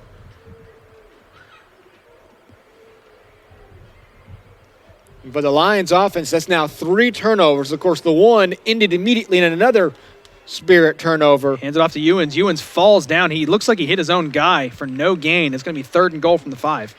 But it's very little. I mean, when you're losing the turnover battle by 2, this is right where the game should be. You're losing by 12. And as an offense that hasn't scored yet, and you've turned the ball over 3 times, the fact that this game is even remotely competitive is just a pure testament to the SAGU defense. 3rd and goal from the 5-yard line. Coming up on 4 minutes left to play. And Ottawa is content to let this play clock run down as they inch closer to a victory here against the Lions. They snap the ball with 1 second on the play clock. Looking to get it to his man. He does get it to him. Brought in for a touchdown. Tough grab there on the slant by the intended receiver. And Christian Cross, and it's going to be caught by number 13. Devin Benjamin's second touchdown of the day. And Christian Cross is all over this play. He is right there, yeah. So the Spirit convert from 9 yards out. The majority of their scoring has come from deep in SAGU territory, as this will put them safely up by a full 3 scores with 3:52 remaining. 32-14, barring this extra point. It is up, and it is good, making it 33-14 with under 4 minutes left to play. You see the reception on the slant, just kind of hauls it in, boxes out his defender, and drags him into the end zone. Pretty good coverage. You can't really fault Christian Cross there. He was right on it. The ball was just on the money, and the receiver just did a great job hanging on. So with just under 4 remaining, the Spirit are indeed probably not the way they drew it up in the least, but they are on their way to claiming the Sooner Athletic Conference Championship. Interesting to see how the polls shake out and where they end up in the playoffs. I mean, they're not going to move much higher than where they are. I'd bet they probably stay right there at 16 at the very edge, almost essentially the last team into the playoffs, as they're about to cap off a 1-loss Sooner Athletic Conference record. And ultimately a Sooner Athletic Conference championship. Yeah. Final there, Marion hangs on to beat Siena Heights 21-7. For the Lions, with 4 minutes left to play, just under 4 minutes, you just got to ask the question, how does this team lose by 7 to Langston? How does this team hang for a full 3.5 quarters with one of the best offenses in the nation and then drive to Tyler, Texas, and lose to Texas College? It's the offense, Tim. It's the offense. The offense has been below average all season long. The defense has kept you in games, but the defense can only do that for so long before points are going to get put up on the board. We're going to have a return here as it's fielded in the end zone. Christian Cross trying to make something happen, and why not? The kick return has been the only thing working for the Lions today. I mean, you go back to so many moments this year. The first game of the year, hanging with Tabor to the end. You had Austin College on the ropes. That was a win that it got away from you. I mean, there was a number of silly things, a number of decisions that impacted that loss. You've just had so many games that you felt that you should have been in, that you weren't, games down to the wire. Then a couple of last week going up at Panhandle State, a team that only had 2 conference wins going to that game. You get blown out 35-0. And then you sandwich that with nearly upsetting Langston for the first time in your history, and today going toe-to-toe with a team that's on its way to the NAIA playoffs. It's been an absolute quandary of a year. Derek Shelby on the run on first down, picks up 6. Like I said, it's just been an absolute quandary to try to figure out why what's happening is happening. It's going to be 2nd and 3 here for the Lions offense. And Tim, it just comes down to the offense. It has just not been consistently able to do anything all season long. And it starts at the quarterback position. You start this year with a new face. Should say new faces at the quarterback position. You lose C.J. Collins to graduation. He moves on to bigger and better things. But you bring in, from what we heard from reporting, you bring in 12 quarterbacks in a training camp. You have no idea what you're doing at the quarterback position. And it's tough to get an offense going when you can't really rely on any one person at quarterback. Now, we've seen flashes of greatness from quarterbacks for the Lions. Mm-hmm. Brylan Watson has looked very good at times. Gary Powell has looked very good at times. But there's also been the negatives to those quarterbacks. And there's just seemingly this year, it's just been more negatives than it has been positives. And like I said, the defense can only keep you in a game for so long. If you can't move the ball, you're not going to win many games, or in this case, any games. Yeah. The defense basically scored as many points for you today as you could ever imagine, 14. If you ever have a game in which your defense/special teams essentially score you 14 points, you've got to be absolutely thrilled with that. It's hardly ever going to be more than that. Lions are facing a 4th and 1 as they tick towards 2 minutes. And it looks like they are going to go for it. In no hurry to make anything happen here. 4th and inches. Powell, looks like he tried to get him to jump off sides, and he did. A free play down the sideline. Brought in past midfield. Reggie goes up and brings the ball in. Regardless of the penalty, that's going to be a first down as Powell had a free play. Offsides. Defense. That penalty's declined. Result of the play, first down. And that is where I talk about the positives that you see in these quarterbacks. Gary Powell right there, a beautifully thrown deep ball to Reggie Ajay down the sidelines. That was a perfect throw. Yep. And did you see flashes of greatness from these quarterbacks? It's just got to be more consistent. Because as we said, basically today, as the clock has stayed. Reset the game clock to 1 minute and 45 seconds. Yeah, we lost around 30 seconds on the game clock. Not that 30 seconds is going to impact much of anything, except as the Lions offense essentially tries to avoid a shutout. Technically, they got that touchdown from the 1, but again, when a defensive player scored it and 2 were blocking for him, not really. It was off from 1 yard out. Not really an offensive touchdown. They're going to hand it off to Shelby, give the senior some carries, as this is his last game in a SAGU uniform, and he takes it upfield for about 7 yards, or call it 8 yards on first down. They're going to call it 7 right at the 40. 2nd and 3 here for the Lions. As we are under 1.5 minutes left to play here in this ball game. 33-14 the score here in Waxahachie. And the SAGU offense moving now in the Spirit territory. They're going to hand it off to Shelby again. Shelby throws a stiff arm. And Shelby brought down after a gain of 1.5 yards, maybe 2. Makes it 3rd and 1. And we are under 1 minute to play. And Coach Smith is going to call a timeout. SAGU. Wonder if you might see a different quarterback come in for these last few, put in one of the senior quarterbacks that you have on the roster. See if Romeo Balboa might get one last snap here.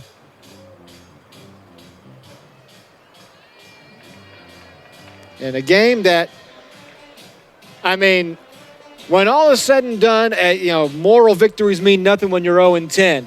But this was a game that you knew what you were up against. You knew what the possibility was. Just to throw out a little story, last night in the first round of the Texas high school football playoffs, South Lake Carroll beat Louisville 84-6. And so I don't think you planned on losing 84-6 today, but you knew exactly what you were up against in this opponent.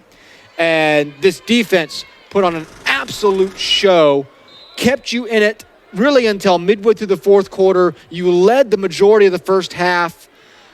So a slight moral victory. They get another offsides here. He's going to throw it deep down the field. Another good deep ball, almost brought in by Reggie Ajay down the sideline again. They're going to bring it. They're going to get 5 yards on the offsides. Defense, number 29, 5-yard penalty, replay. First down.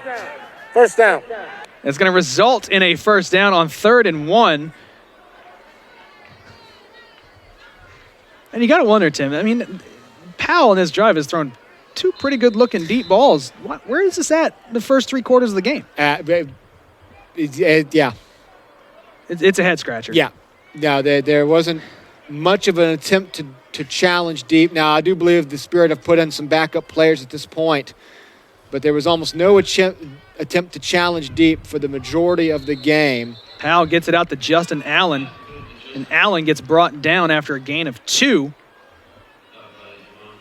Under 30 seconds left to play. We'll see if the Lions try to run one more play.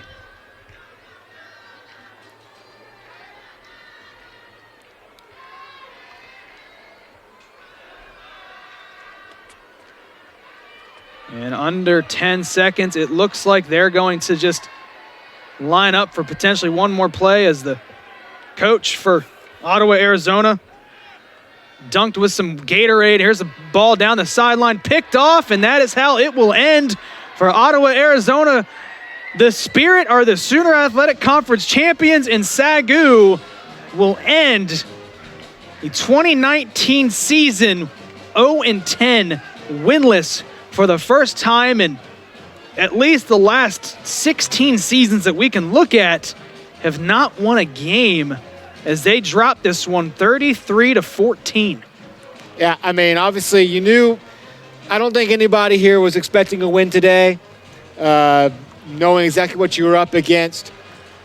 Really a great showing, and it's both a little rewarding to see how good the defense it was, and just a little disheartening to know that this defense was here all year long. If you ever could have had a consistent offensive output, I don't think anybody was planning on contending for what the Spirit just won today this season, but you could have very easily come away with the season similar to last year, 5-5 or so. As it is, the Lions will end the season 0-10, and even so, it has been an absolute blast to call these games with this amazing crew. As we, you see around the nation, other places put together broadcasts like this, often imitated, never duplicated. I'll just say it, especially when you consider that this is done majority of SAGU students here, running these cameras, making this stuff happen. It's been an absolute blast. Even though we never got to see the Lions walk away with a win this year, it's just always an awesome feeling to come in here and call some SAGU football for everybody. Well, this won't be the last time you get to watch any action on the SAGU Sports Network. You got to tune in for the spring semester as we are underway with men and women's basketball, and both of those teams so far off to strong starts, and they are a lot of fun to watch.